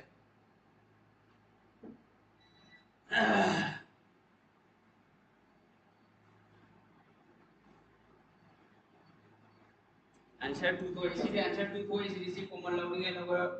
अगर स्पोर्ट लोग की समय ला के बताए कोमल लोग भी नंग खंगोई में सकते नहीं बताइए अच्छा बाबा क्वेश्चन वाला हमारे नोट बैडमिंटन प्लेयर में जानला बैडमिंटन प्लेयर में जानला पी गोपीचांद हम क्या बोली को पी गोपीचांद जीतेगी पी गोपीचांद सीधी से क्वेश्चन में लापरी जीतेगी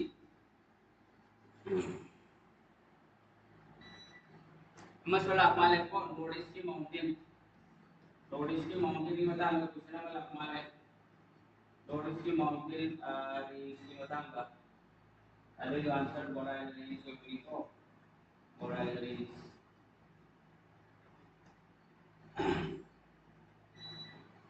पुलिस जेल जोनन ते di te te te te te Gultan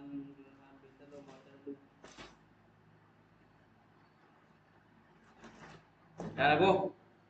mayam lari pau. The right answer one. Karam mano right answer one hai. Makes world samna. I say. Karam answer no right. Answer one I say.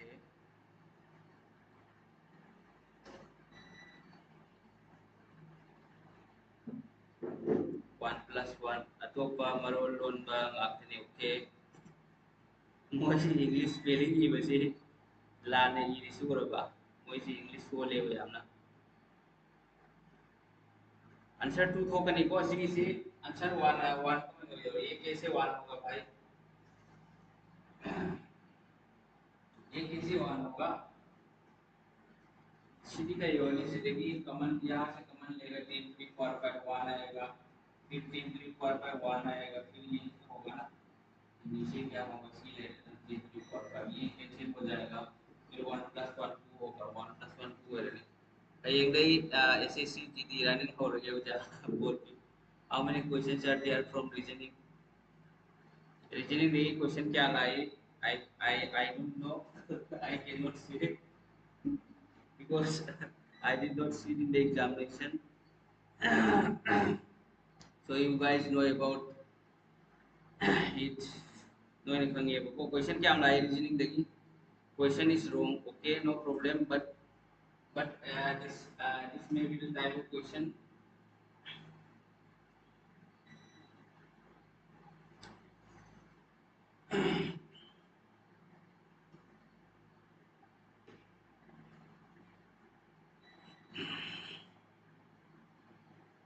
no the question na कोई की average का maximum objective क्या हो negative mark क्या हो इसमें क्या हो जब मैंने खाली देखो जो होता सिंग से कोई समय एक लाइव क्लास हो रही है एक लाइव क्लास 9 p.m. दा 9 p.m. daily I am going to live लागू सीगा 20 questions from reasoning this is right answer okay question को ला pro incorrect spelling out moniker molten mattress monkey है बा कोई do spelling mistake की ला पनी Prem Kumar monkey Siddhi चुम्बेदना mattress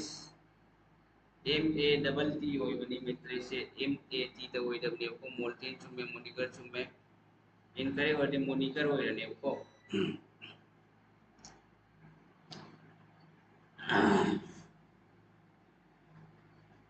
English 30, Maths 30, exactly like English 30, Maths 30, Reasoning 30, Social Studies 30, GK and Current Affairs.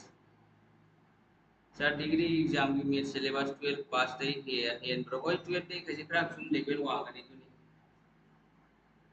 12 तक खराब खेतंग वांगने बतुनी कसु काय दे एने जो ताकि वसिन YouTube दा मादा तो भाई याम है जनरल दुला होय degree याम दु दबनी याम ना लाउलो लगी lo ngasigi question sida yamba world ji ke dagi la kare ra dagi mo koi lesson laga hai di yamna unique koi ba uncommon no mi da yamna khangda ba khang su ya rom gani adu loine ma ayamba na di question siga kar condition yam chalam gani ba du gi mong gani do mathang gi dari no geography dagi ta la kare ai be wala ji mathang gi kana hamba assam ji ke sigi map khange da na ai di map to loi pa na ni na tuire class pung ni pan ga mi kun sa ma dwai de hor ko ni ai be thenge pung tara hele अदुगिदो Bajang Cina world Laki graduate की दना करी लागन अदरेदी पुना मक लोइना any थिंगाय खुंगाय लोइना question थोरकनी C helping trace find the proverb this type of question is there the exact question khangdradi hai ba amro ki matang ko mana question na kari hai 90% common ahana yes bro you are right link fangde ai link sidi kaino channel da kaino old on nam hodana do ni noi thokla ni subscribe tawraga world geography assam history geography ko loina ai question ai di unique oiba question ai thoraga loina tawni ko tai mere seasoning issue ai join da do youtube da khangde app da khangde do en bala ro yan thamro mayam do en ma kari bala ro mere seasoning ni aduna koina kana coaching yamin bala ida gadi ko grade 3 initial class mo kay offline na ko gina to ko sorry grade 3 lente grade 4 the initial class sigana ko coaching yamin ma tara gadi session content ko bilo initial class kisi se ano se 35 DSTD 35 DSTD crash course oh 35 DSTD crash course offline offline offline offline coaching class ni kana mo yamin bala ida gadi sisi la ko yani Hello, aku mau melalui nama Persika, kantin mobil Oppo A6C dari warna 9241. Group the link लाके एक class ले खंडे कोना नौना ये class या वो हो यानी यानी वो एक ग्रुप तो एक काउंट भी होते डाटा भी एग्जैक्ट खंग दबने ना ऐसा इंग्लिश की संजीव शर्मा ना है से हाई में गम्बरो भी एग्जैक्ट सब चाबी खंग गनी कुछ प्रॉब्लम रहती है वो यारे को मैं आम होजित इसी डेट क्या ना से 15 इधर 16 नेली 29 या मुझे 16 नेली 29 मतलब मैं आम पड़े वाले 12 डेज कितने दिन आए 12 डेज और एक लाइफ ऑफ लेना करना है क्योंकि एक ही मैकेनिक इशू अइना नंबर को जीके की इंपॉर्टेंट होगा क्वेश्चन में आम तौनी अदगी मैराथन क्लास तौनी मैथ्स रीजनिंग इंग्लिश की कॉम्प्रिहेंशन टेस्ट क्लोज टेस्ट ने सिंगो में आम तौनी अलकानंदा गानोर लिखी मैत्रिया पत्थर है ये कर दिया है भाई सिल्वर एजी है ना इस सिल्वर का अलकानंदा लाख शार अलकानंदा की मैत्री है तो उधरी मांगा मैत्री कहीं है बनी को मैत्री कहीं है बनी मां की विंडो मैत्री पावर अदो लाइक पाव लरी यम पाव है मतलब ताई कोई कुम मचा जिके लरी यम पा दे को तुना मीगा तक तो ngam they silver D AG knee yang ayo call taruh lagi offline class ki matang da koi yawning masing siga call taruh yawning masing grade 4 to special class ni siga hai ni important ayo question GK ki singa ma padala explain taruh ko 1000 MCQ engi ma kene ni adagi maths ki siga maths ki question yang level maths ki question chahum ko 300 MCQ adagi reasoning isu siap semuanya important itu akan ya exam la adaba si sisi explain to me padana ado mayam kana yang lagi grade 4 ini ada siko offline coaching yang lagi grade 4 ki sigai video number siga contact to ko yani Joe Biden US president is on 1st January 2024 we have already discussed Wajang asin nupa ama 1+2 option that A number 1 in after thumb the meaning. Why the show me a regime like the exam and the time of Yaudi, the Yanni home of time of Yaudi, Koi Soy by the Mikudi Moxway, I should be a staff with the Masuya also be around the 3 educated to serve me a Kokuna, Koi Soy after the Okoma and the Kai they do. The exercise has with the Namukunda Batai. Exercise has with the Namukunda Batai. DR equal to 42, TR equal to 44, DR equal to 28.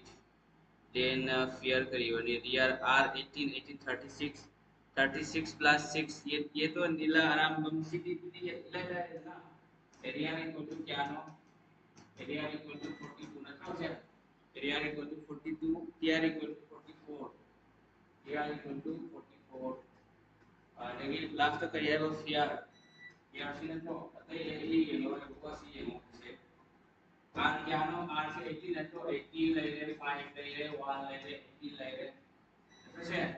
Sorry 6 ला से 18 ले ले 18 18 36 36 plus 2 सब ले plus और क्या 2 ले लेना T क्या नो T से 20 ले ले 5 ले ले 1 ले ले 18 ले ले इससे क्या हो 18 का 20 का क्या नो 30 38 38 6 44 ले लेना से इधर F6 वाले 5 वाले 1 18 क्या वाले से आते हैं हम तो ये 19 का 11 क्या 30 होएगा 19 11 30 तुम से 18 19 19 11 30 मागी पैटर्न रुकंगनी यारे EF6 ले रहे E5 ले रहे A1 ले रहे R18 ले रहे ना तो E6 5 1 18 11 12 30 12 18 30 30 होए लाइक पाम ताई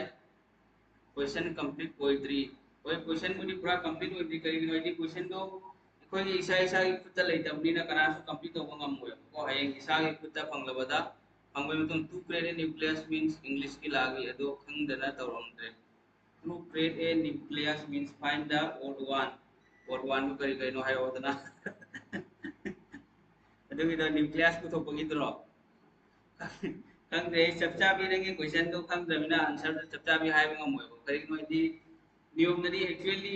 सिगा मोइना एग्जाम थालिसे क्वेश्चन दो क्वेश्चन शीट तो पिथोगदबने मयाम सिंदा सारी लाइव क्लास होबदा ग्रुप ता पिन तौबिरमु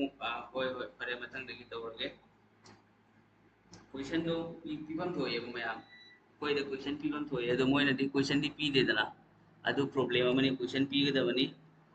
अदो क्वेश्चन पीरदी ऐसु युमदा चलगा खंगीदना ऐसे करम चुम्मे लाले हाइबदो अदो पीगदबनी नियमदनी अदो लाइक ती करिगो नि से मी दि फिंदी मैम यामे को अदो लाइक वन से करी प्रॉब्लम लेरे लाइक हम तंग तो से याम वाब्रो ऐ कोई नाउ नुपा मा ngasi कोलापुर की नेहरू कॉलेज दा मासे एग्जाम थाय अदो मार्क्स फिल होय सुमै कोई चले ngasi दि ट्यूशन मा क्लास ले तबनिना अदे सुमहल पर थिए वारे भयामना हक्चांग से चत को से लंबी लम सांग गाय तो से वाय अदुना हक्चांग से ना सुमैना खनबबु जीके लोइन थादो लमी मैथ्स खरगा अते फरक चा लारी पाव याम वाली कोई की मितै अमसुंग मितै पांगली सिनाव सिंग लारी याम पावे मथौ ताई अदो इकोइगा अतोपा मरुगु सिंगा कंप्लीट तौबगी दमक्तदी कोई लारी याम पा मथौ ताई को to create a nucleus to make loud noise hybrid. Okay, to kido sinon in kano ramani to kido wakalda idioms ramani wakalda idioms and phrases की question ramani ko to ni ayang diri koi live class only pung mapan lagi ayang lakyu to subject kita mani doi tau to se agar lao ko lara ayam se yaw class ri ayam ka dau ngani sigagi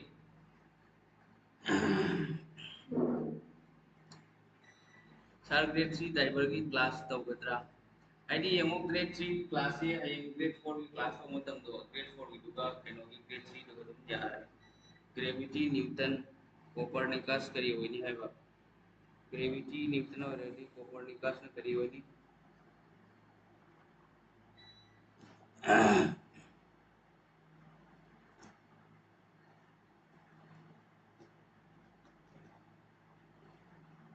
जदी केनो की होरे इतना word analogy की होरे बा अत्रो word analogy की नत्रो दुगी दो ama kagyaw nga lagi kay 2020 Olympics sa Indiana 2020 Olympics sa Indiana ko pamagda wag ito dahil kung buhay mo dito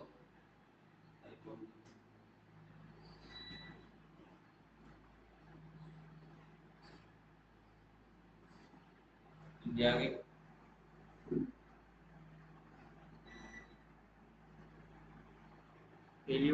heliocentric system आएगा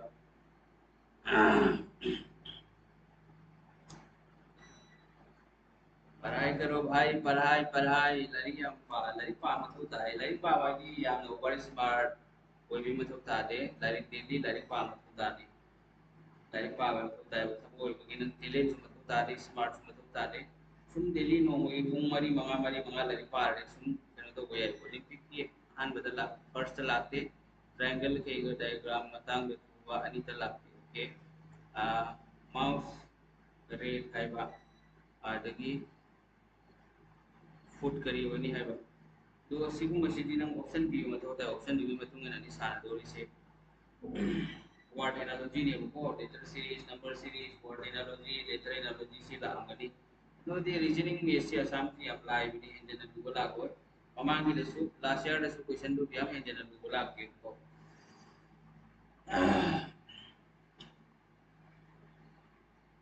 अदो लाइक पा भी को न पियो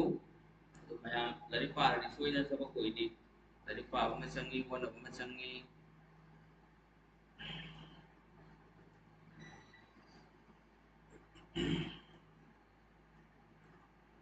श्रीमंत शंकरदेव की ग्रैंड मदर ने खेरसुती नत्रो खेरसुती दुगी कोई पिकलिंग ida hana श्रीमंत शंकरदेव ने चैप्टर यावरेबा इसाव मनी मीडियम तमलपनी अदुदा परपत यावरी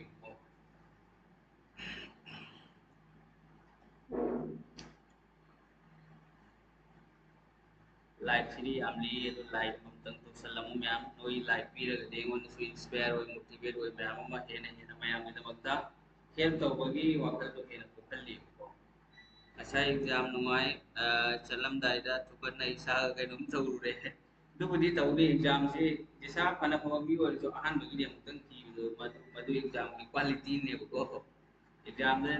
दो कुमगा दे अमुतंग गिरन की बसिनी मथौ ताइदना तुननी मैम करिमु अबिरुनो अदु इसाना प्रिपरेशन लो फजना तौ तारगदी खितंग कीनी याम कीरो एग्जाम बोला चंगा सोम फकरनी अदुना प्रिपरेशन की लेवल खितंग वांगन बताबा अदुना मैम लाइक पाबी कोन व्यू सर्किल टीम की लीडर अमा वालदा नाथरगा थंबा वालदु लीडर की डिस्टेंस 5 मीटर है ने हाइट क्या होगी 12 मीटर की लीडर अमा वालदा नाथरगा थंबा वालदु लीडर की डिस्टेंस 5 मीटर है सार की एड्रेस शेयर तो बिरम एगी एड्रेस की सिगला को एड्रेस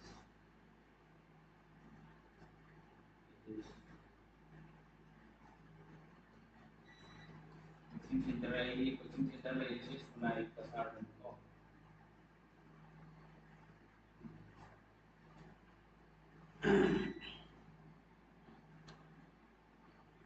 फोन नंबर लेंगे इसका फोन नंबर आपको कंप्यूटर से लेगा 86381894 बेन से मतलब मी होम मले है नत्रा तो दिन माय मने एग्जाम से मी होम होय गे लोयना ये आई पे तुम ये को यार मने वापस का मी होम होय गे दी लोयना ये को यार मने बा तो दी मी होम दी हिंदन मल रे दा मी होम दी हे या मन होना दे दी सम कन तो मन करे मी होम दी या मन ले बा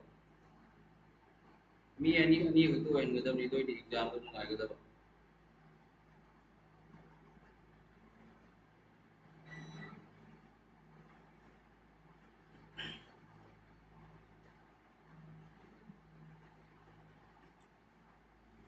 यार वो मैम देखिए माइक से चार्ज से अमुक कोडिंग ऐसी करी हुई कुछ ज्ञान था देखो माइक से ना ना की करीब मेरा लेके अरे होती सी माइक से अमुक कुछ अमुक तो होना ले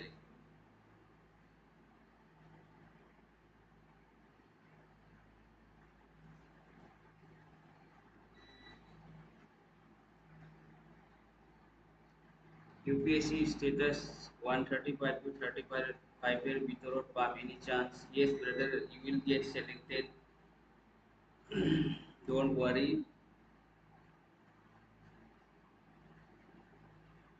कदाई सर आई इनाक्ता ताबदो अमता खंगदे इवेंट लेबनिको आइदि नंना एक्सपेक्ट तौदुगा नै नाक्ता थंबदुगा नोइनीसे एरा तो बोदेवा आइदि नंना खल्लुबदुगा मान मोइना अमदुना कल खंगनबदुगा याम खेनबि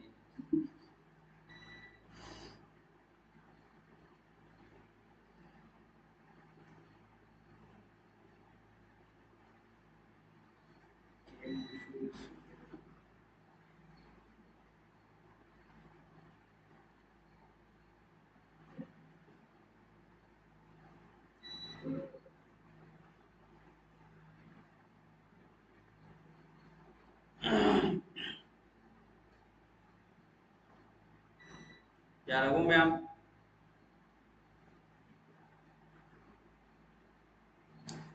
मसाई कहीं की दो नीला सांग मंगी दो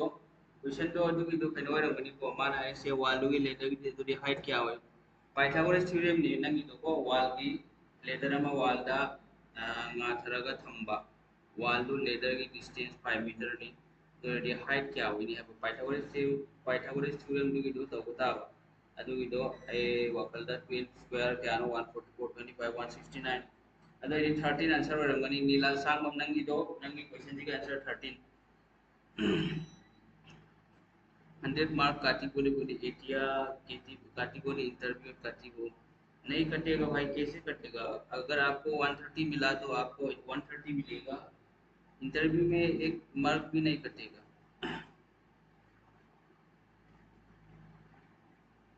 169 है, 12 मीटर होएगी कमेंट 169 थोकनी 12 मीटर ने हमारा 5 मीटर नत्रो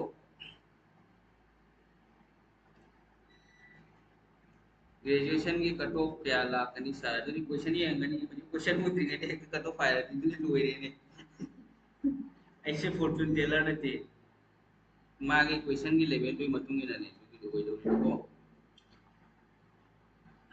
पाइथागोरस थ्योरम यूज तो दोनों भी बकोन में होती के लेजर की बताएंगे तो लड़े पाओ पढ़ाई करो भाई, पढ़ाई करने से सब कुछ मिल जाएगा।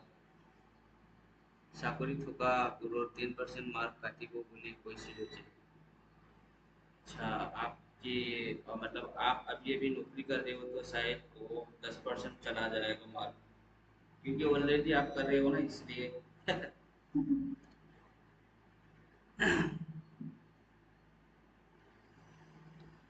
फरे मैम जदि कोई हयेंग लाबको अदुगा लाइक से खरा नमसलौने लाग यावखिने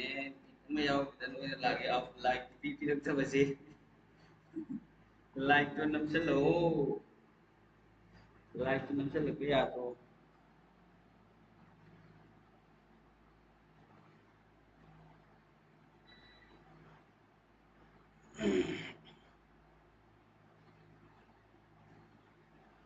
which is category ta ore rohit singa mamangi video mamang da already ta ukre ko video mamang ta ukre dugi kaino se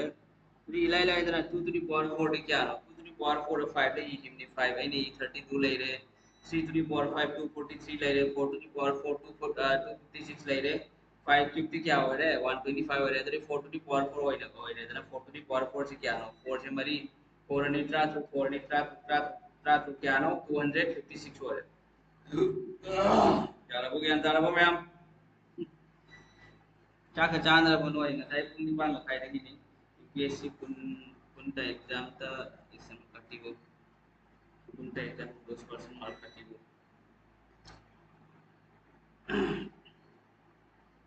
khangdre ko mark reduction to koi matang dai fajana hai bang mo khung do ko toi khangde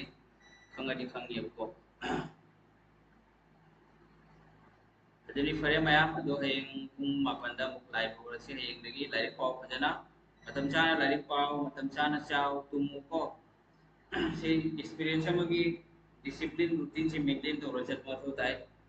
सारा इधर था वैसे ना class तौर साइना अच्छा हयंग करी class तौर ने हयंग से कोई करी क्लास तौर से आयो मयाम करी दिमानो मैथ्स इंग्लिश रीजनिंग के करम बा टॉपिक हाना पाइसी आजे मोहरो एक से मयाम जो पाम दो तौर तो है मालेम चिंगसु बमना हारिबा हयेंग से करी क्लास तौनी हैबा तो अइना मो हंगिबा नोइदा हयेंग से करी तौसी हाइनो नोइना पामी से करिनो इंडियन हिस्ट्री रा जियोग्राफी रा वर्ल्ड हिस्ट्री रा वर्ल्ड जियोग्राफी रा स्टैटिक जीके रा नसी के लाइव क्वेश्चन चिंगो अयाम बा स्टैटिक जीके क्वेश्चन नाकने लाइ को मावरे सारना हाइसी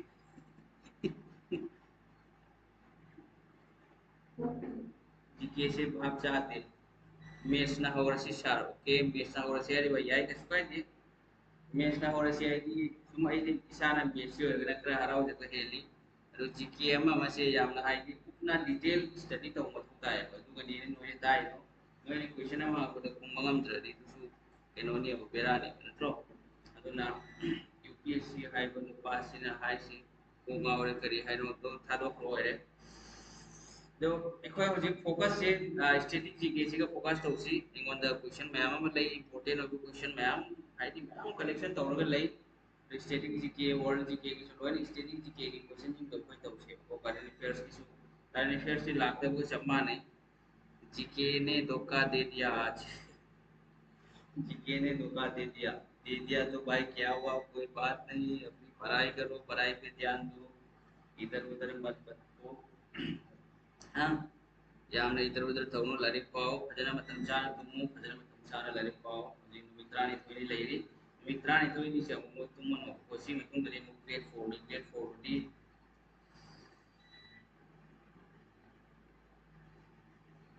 ओरेदरी मैम लोइसलसिने अदो मैम लाइक अम तंगी तो बिबे याई को लाइक तो बने कसु पैसा पिंग देबनी अदो ngasi लोइसलसि सी क्लास से फन कुइरे पुंग निपान दगी निपान मखाई रे तरा मखाई पुंग नि यौरे ओजाई सीसीटीडी हेंदगी चेन बा होरगे आशीर्वाद पिउ भाई हमेशा आशीर्वाद दी एंगोने तमलंबा स्टूडेंट होइगेरा एनी एक ओजा मोइना खनबिरी बा स्टूडेंट कुदी मोना को बा स्टूडेंट कुदी मगता आशीर्वाद दी हमेशा रोइना मेहनत मेहनत सिदी इसाना तो मथुदाय को हार्ड वर्क सिदी इसाना तो मथुदाय मखाता बदु लोइना मपुना चानबी नंगना तौरिबा हार्ड वर्क तो थबक तुई मतुंगिना नि मपुना कोइले चानबी दोरिसको अꯩꯅ ꯁꯨꯝ ꯆꯥꯛ ꯂꯥꯝꯃꯤ ꯑꯩꯅ ꯁꯨꯝ ꯌꯨꯝꯗ ꯐꯤ ꯁꯨꯕ ꯇꯨꯝꯃ ꯂꯩꯔꯒꯗꯤ ꯀꯥꯟꯅꯔꯣꯏꯕ ꯎꯄꯥꯝꯕꯤ ꯃꯈꯥꯗ ꯁꯨꯝ ꯑꯄꯦꯜ ꯀꯦꯜꯂꯛꯀꯅꯤꯅ ꯉꯥꯏꯔ ꯂꯩꯔꯒꯗꯤ ꯌꯥꯔꯣꯏ ꯑꯗꯨꯅ ꯃꯦꯍꯅꯠ ꯇꯧꯕ ꯃꯊꯧ ꯇꯥꯏ ꯍꯥꯔꯗ ꯋꯥꯔꯛ ꯇꯧꯕ ꯑꯃ ꯆꯪꯉꯤ ꯃꯦꯍꯅꯠ ꯇꯧꯔꯗꯤ ꯑꯩꯈꯣꯏꯅ ꯄꯥꯝꯃꯤꯗꯨꯁꯨ ꯃꯄꯨꯅꯁꯨ ꯄꯤꯕꯤꯌꯦꯕꯀꯣ ꯑꯗꯨ ꯃꯦꯍꯅꯠ ꯇꯧꯗꯕ ꯃꯤꯗꯤ ꯃꯄꯨꯅꯁꯨ ꯄꯤꯕꯤꯗꯦ ꯑꯗꯒꯤ ꯁꯛꯁꯦꯁꯐꯨꯜ ꯑꯣꯏꯗꯦꯕ ꯂꯥꯏꯔꯤꯛ ꯄꯥꯎ ꯂꯥꯏꯔꯤꯛ ꯄꯥꯕ ꯃꯊꯧ ꯇꯥꯏ ꯃꯦꯟ ꯋꯥ ꯍꯥꯏꯕꯨ ꯂꯥꯏꯔꯤꯛ ꯄꯥꯕ ꯈꯪꯗꯦ ꯑꯦꯛꯆꯨꯑꯦꯂꯤ ꯑꯩꯈꯣꯏꯒꯤ ꯍꯧꯖꯤꯛ ꯑꯦꯛꯖꯥꯝ ꯊꯥꯕ ꯃꯇꯝꯗꯗꯤ ꯍꯧꯖꯤꯛ ꯌꯦꯡꯉꯣ ꯑꯩꯈꯣꯏꯒꯤ ꯃꯅꯤꯄꯨꯔꯤ ꯏꯆꯤꯟ ꯏꯅꯥꯎꯁꯦ pangan boy gira mitai pangan boy gira yang exam center dari kuye ko ado hoji hayang exam da khalak to rese mi masing yamna liye ba ado khena rese kari no khena rese koi lai pa se koi yautri duni khena ba rese tam su thenge asidi exam tharu ni na koi su bang waram mani ai su exam koi nang pa chin chalu ai ware ai ni no wai Nehru college Kolhapur में चलते कौन-सी तो चलसी में मतलब से कोई दे रहा हूँ उसी मैच भी आप गड़बड़ टवर से सब वेरे कांदा अचौबा गिफ्ट अमा पीनी ओइने सारगी स्पेशल सरप्राइज कोई मयामना सुमकाय दे ꯑꯩꯒꯤ ꯍꯥꯏꯕꯕꯨꯀꯣ ꯑꯩꯅ ꯖꯣ ꯇꯥꯛꯄꯗꯣ ꯑꯩꯅ ꯀ꯭ꯋꯥꯂꯤꯇꯤ ꯀꯟꯇꯦꯟ ꯑꯣꯏꯍꯜꯂꯤ ꯑꯣꯏꯕꯅꯦꯕꯀꯣ ꯑꯩꯅ ꯃꯦꯠꯁ ꯇꯥꯛꯑꯁꯨ ꯔꯤꯖꯅꯤꯡ ꯇꯥꯛꯑꯁꯨ ꯑꯦꯅꯤ ꯑꯗꯨꯒ ꯅꯈꯣꯏꯅ ꯄꯥꯕꯤꯌꯨ ꯍꯣꯠꯅꯕꯤꯌꯨ ꯑꯩꯈꯣꯏꯅ ꯖꯣ ꯊꯕꯛ ꯑꯣꯏꯔꯗꯤ ꯅꯈꯣꯏꯅ ꯖꯣ ꯄꯤꯅꯤꯡꯕꯗꯨ ꯀꯩꯁꯨꯝ ꯀꯥꯏꯗꯦ ꯑꯦꯛꯁꯦꯞ ꯇꯧꯅꯤ खरा क्लास तक विशाल ग्रेजुएशन की एग्जाम से होई तो ये हयेंदगी नत्रो हयेंदगी क्लास ऑफ मेन हारे से 9 पीएम दगी हयेंदगी क्लास की मतम का 9 पीएम दा लाइव क्लास तो मखमंदगी 9 पीएम जो को 9 पीएम दगी लाइव मयाम लाओ लापतन देखो क्लास मयाम शेयर करो मणिपुरी से कोई की मणिपुरी कम्युनिटी से मयाम ने हो लई से मितई सिनाव सिंह अदगी पागनी सिनाव सिंह खलिता के लई से एग्जाम था मतलब तंगे कॉपी लिखो या करे से अदुना लाइक पाबियु को नबियु खंगले इसाना कोंदरे पास तो याई कोचिंग तो दरस याई कसुम का के कोचिंग तो वजह बिने ते एग्जाम क्रेक तो विदम को तो खंग बता रगति खंग मी म के मना त कोचिंग नहाक ना जो पामनंगी थमोय तो याद को जावा कोचिंग तो ꯑꯩꯉꯣꯟꯗ ꯂꯥꯛꯑꯣꯏꯅ ꯁꯨ ꯑꯩ ꯍꯥꯏꯖꯔꯣꯏ ꯅꯪꯁꯨ ꯄꯥꯝꯕ ꯅꯪꯅ ꯂꯩꯔꯤꯕ ꯃꯐꯝꯗꯨꯒꯤ ꯑꯣꯖꯥ ꯑꯃꯗ ꯅꯠꯇ꯭ꯔꯒ ꯅꯈꯣꯏꯒꯤ ꯃꯔꯤ ꯃꯇꯥ ꯑꯃꯗ ꯁꯥꯃꯗ ꯆꯠꯂꯨ ꯑꯗꯨꯒ ꯍꯣꯠꯅꯕꯁꯤꯃꯗꯤ ꯆꯪꯉꯤ ꯑꯗꯣ ꯍꯧꯖꯤꯛ ꯃꯇꯝꯁꯤꯗ ꯑꯩꯅ ꯃꯌꯥꯝꯗ ꯍꯥꯏꯖꯅꯤꯡꯕꯗꯤ ꯑꯩꯈꯣꯏꯒꯤ ꯀꯣꯆꯤꯡ ꯇꯧꯕꯁꯤꯃꯅ ꯈ꯭ꯋꯥꯏꯗꯒꯤ ꯍꯦꯟꯅ ꯀꯥꯟꯅꯕ ꯍꯥꯏꯕꯕꯨ ꯍꯥꯏꯗꯤ ꯏꯁꯥꯅ ꯁꯦꯜꯐ ꯁ꯭ꯇꯗꯤ ꯇꯧꯔꯒ ꯍꯥꯟꯅꯗꯒꯤ ꯏꯁꯥꯅ ꯅꯣꯂꯦꯖꯁꯤ ꯈꯔ ꯃꯦꯠꯁ ꯂꯤꯡꯕ ꯇꯥꯕ ꯃꯦꯠꯁ ꯂꯤꯡꯉꯗꯤ ꯅꯪ ꯁꯦꯜꯐ ꯁ꯭ꯇꯗꯤ ꯇꯧꯔꯒ ꯑꯇꯩꯗꯨ ꯅꯪ ꯁꯨꯝ ꯇꯧꯕ ꯌꯥꯅꯤ ꯑꯗꯨꯒ ꯃꯦꯠꯁ ꯁꯣꯟꯕ ꯇꯥꯔꯒꯗꯤ ꯀꯣꯆꯤꯡ ꯑꯃ ꯖꯣꯏꯟ ꯇꯧꯕꯤꯌꯨ ꯑꯦꯅꯤ ꯃꯐꯝꯗ ꯅꯍꯥꯛꯅ ꯂꯩꯔꯤꯕ ꯃꯐꯝꯗꯨꯒ ꯑꯗꯨꯒ ꯀꯣꯆꯤꯡ ꯇꯧꯔꯒꯗꯤ ꯅꯪꯒꯤ ꯍꯥꯏꯕꯗꯤ ꯅꯪꯅ ꯐꯪꯒꯗꯕ ꯅꯣꯂꯦꯖꯇꯣ ꯏꯁꯥꯅ ꯁꯦꯜꯐ ꯁ꯭ꯇꯗꯤ ꯇꯧꯔꯒ ꯐꯪꯂꯛꯀꯗꯕ ꯑꯗꯒꯤ ꯀꯣꯆꯤꯡꯗ ꯇꯧꯔꯒ ꯐꯪꯕ ꯑꯅꯤꯁꯤ ꯃꯇꯝ ꯌꯥꯝ ꯈꯦꯠꯅꯩꯌꯦꯕ ꯀꯣꯆꯤꯡꯗ ꯇꯧꯕꯗꯨꯅ ꯔꯦꯗꯤꯃꯦड ꯅꯣꯂꯦꯖꯅꯦꯕꯀꯣ ꯁꯦꯜꯐ ꯁ꯭ꯇꯗꯤꯅ ꯃꯇꯝ ꯆꯪꯉꯅꯤ ꯅꯪ ꯌꯨꯇ꯭ꯌꯨꯕ ꯆꯦꯅꯦꯜ ꯌꯦꯡꯉꯣ ꯑꯁꯥꯝꯗ ꯑꯁꯥꯃꯤꯁ ꯅꯠꯇꯕ ꯑꯇꯣꯞꯄ ꯆꯦꯅꯦꯜꯗꯤ ꯍꯤꯟꯗꯤꯗꯁꯨ ꯂꯩꯇꯦ ꯑꯃꯈꯛ ꯀꯗꯥꯏꯒꯤꯅꯣ ꯑꯃꯈꯛ ꯂꯩꯕꯅꯤ ꯑꯗꯨꯁꯨ ꯐꯖꯅ ꯔꯤꯒꯨꯂꯔꯂꯤ ꯀ꯭ꯂꯥꯁ ꯇꯧꯗꯦ ꯑꯩꯁꯨ ꯍꯤꯟꯗꯤꯗ ꯆꯦꯅꯦꯜ ꯂꯩꯕꯁꯨ ꯇꯧꯗꯦ ꯃꯅꯤꯄꯨꯔꯤ ꯂꯩꯔꯦ ꯁꯤꯅꯤ ꯑꯇꯣꯞꯄꯗꯤ ꯑꯩꯈꯣꯏ ꯑꯁꯥꯃꯤꯁ ꯃꯔꯣꯜ ꯈꯪꯗꯕꯅꯤ ꯑꯗꯨꯁꯨ ꯑꯩꯈꯣꯏ ꯐꯖꯅ ꯆꯪꯕ ꯉꯝꯗꯦꯕ ꯑꯩ ꯏꯁꯥꯃꯛꯁꯨ ꯑꯁꯥꯃꯤꯁ ꯂꯣꯟꯕ ꯍꯩꯇꯦ ꯑꯗꯣ ꯑꯩꯅ ꯑꯁꯥꯃꯤꯁ ꯂꯣꯟꯕ ꯍꯩꯔꯝꯃꯗꯤ ꯅꯍꯥꯟꯅ ꯑꯩꯁꯨ ꯐꯥꯎꯔꯅꯤꯀꯣ ꯍꯩꯍꯧꯗꯕ ꯅꯣꯏ ꯂꯥꯏꯕꯛ ꯐꯩ ꯃꯅꯤꯄꯨꯔꯤꯗ ꯇꯥꯛꯏꯁꯦ ꯑꯁꯥꯃꯤꯁ ꯂꯣꯟꯕ ꯍꯩꯔꯝꯃꯗꯤ ꯑꯩꯁꯨ ꯑꯁꯥꯃꯤꯁꯇ ꯇꯥꯛꯂꯝꯒꯅꯦꯕ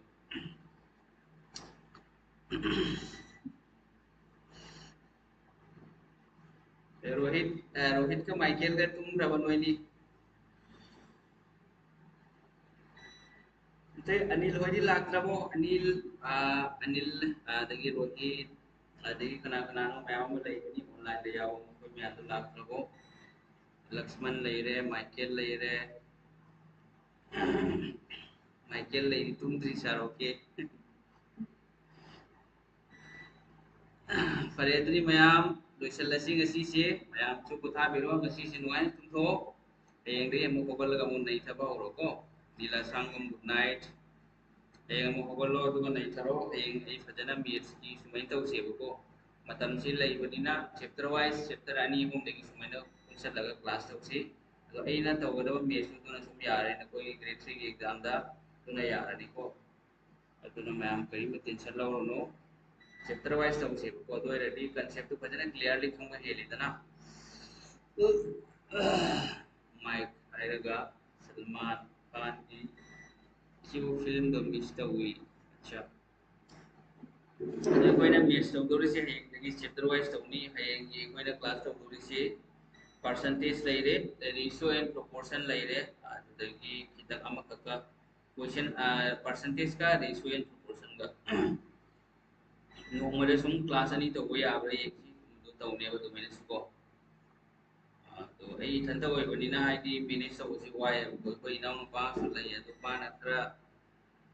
angang hoy badina ai sigi kenu si khangri fajana tuna aina haira ma ku to lemi you so ai kenu to ne to sir voice to kai gi problem ko no amta yin ngasi mic si khara problem gore ko fajana charge to hodre ngasai online da class to ke app da bi matung da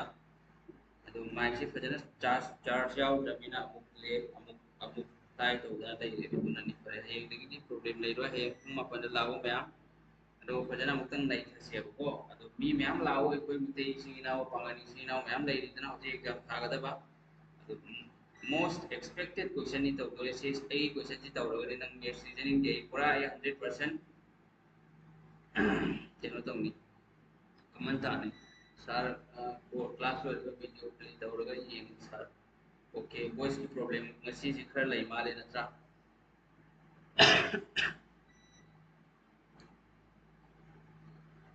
head mike को मको order तो खिलाफ थी दो फरे अदरी मयाम good night लोसले ngasi क्लास मयाम से तुम थोक बिरो ngasi ओवा पथा बिरो ngasi एग्जाम में बोय की बोय क्रे मार्क फने तोरम बदुना तोरम में फने तोरम दुसु मतम लेरी मयाम मा एग्जाम मुक थारे ना ऐसे लाइफ तो सक्सेस होय रोय ना खन बिगनो को मतम मयाम मा लेरी अदुना इसा से फेलियर ने इनसु के देवो खन बिगनो अदु फजना कोन बि इसा दे इंगोन अवार्ड पर लेरी से करिनो मेथ सोनब्रा रीजनिंग de सोनब्रा जीके de सोनब्रा ना ट्रगा इंग्लिश de सोनब्रा इसा गे सोन फील्ड दो दुगा मतम हेना पीबा दुगा अइना ngamba subject tuna matam dikna piba dumai no eragadi ko je mai pa ko ngani ko aduna exam pharan de su myam yaw ngani wakalan tabiga no ko wakalan tagan kai no gi no ma ka exam thara ga loy bunate myam ma failure myam ma lai ni ko jo exam tara tra ma dumai thara ga pass ko yaw re aduna myam wakalan tabiga no ko na biu chungna ko na biu tawo da chungna ko na daga di no ma di soitana patung pa biu ni myam ko adu si ha ga ino senjare myam good night खुदा हाफिज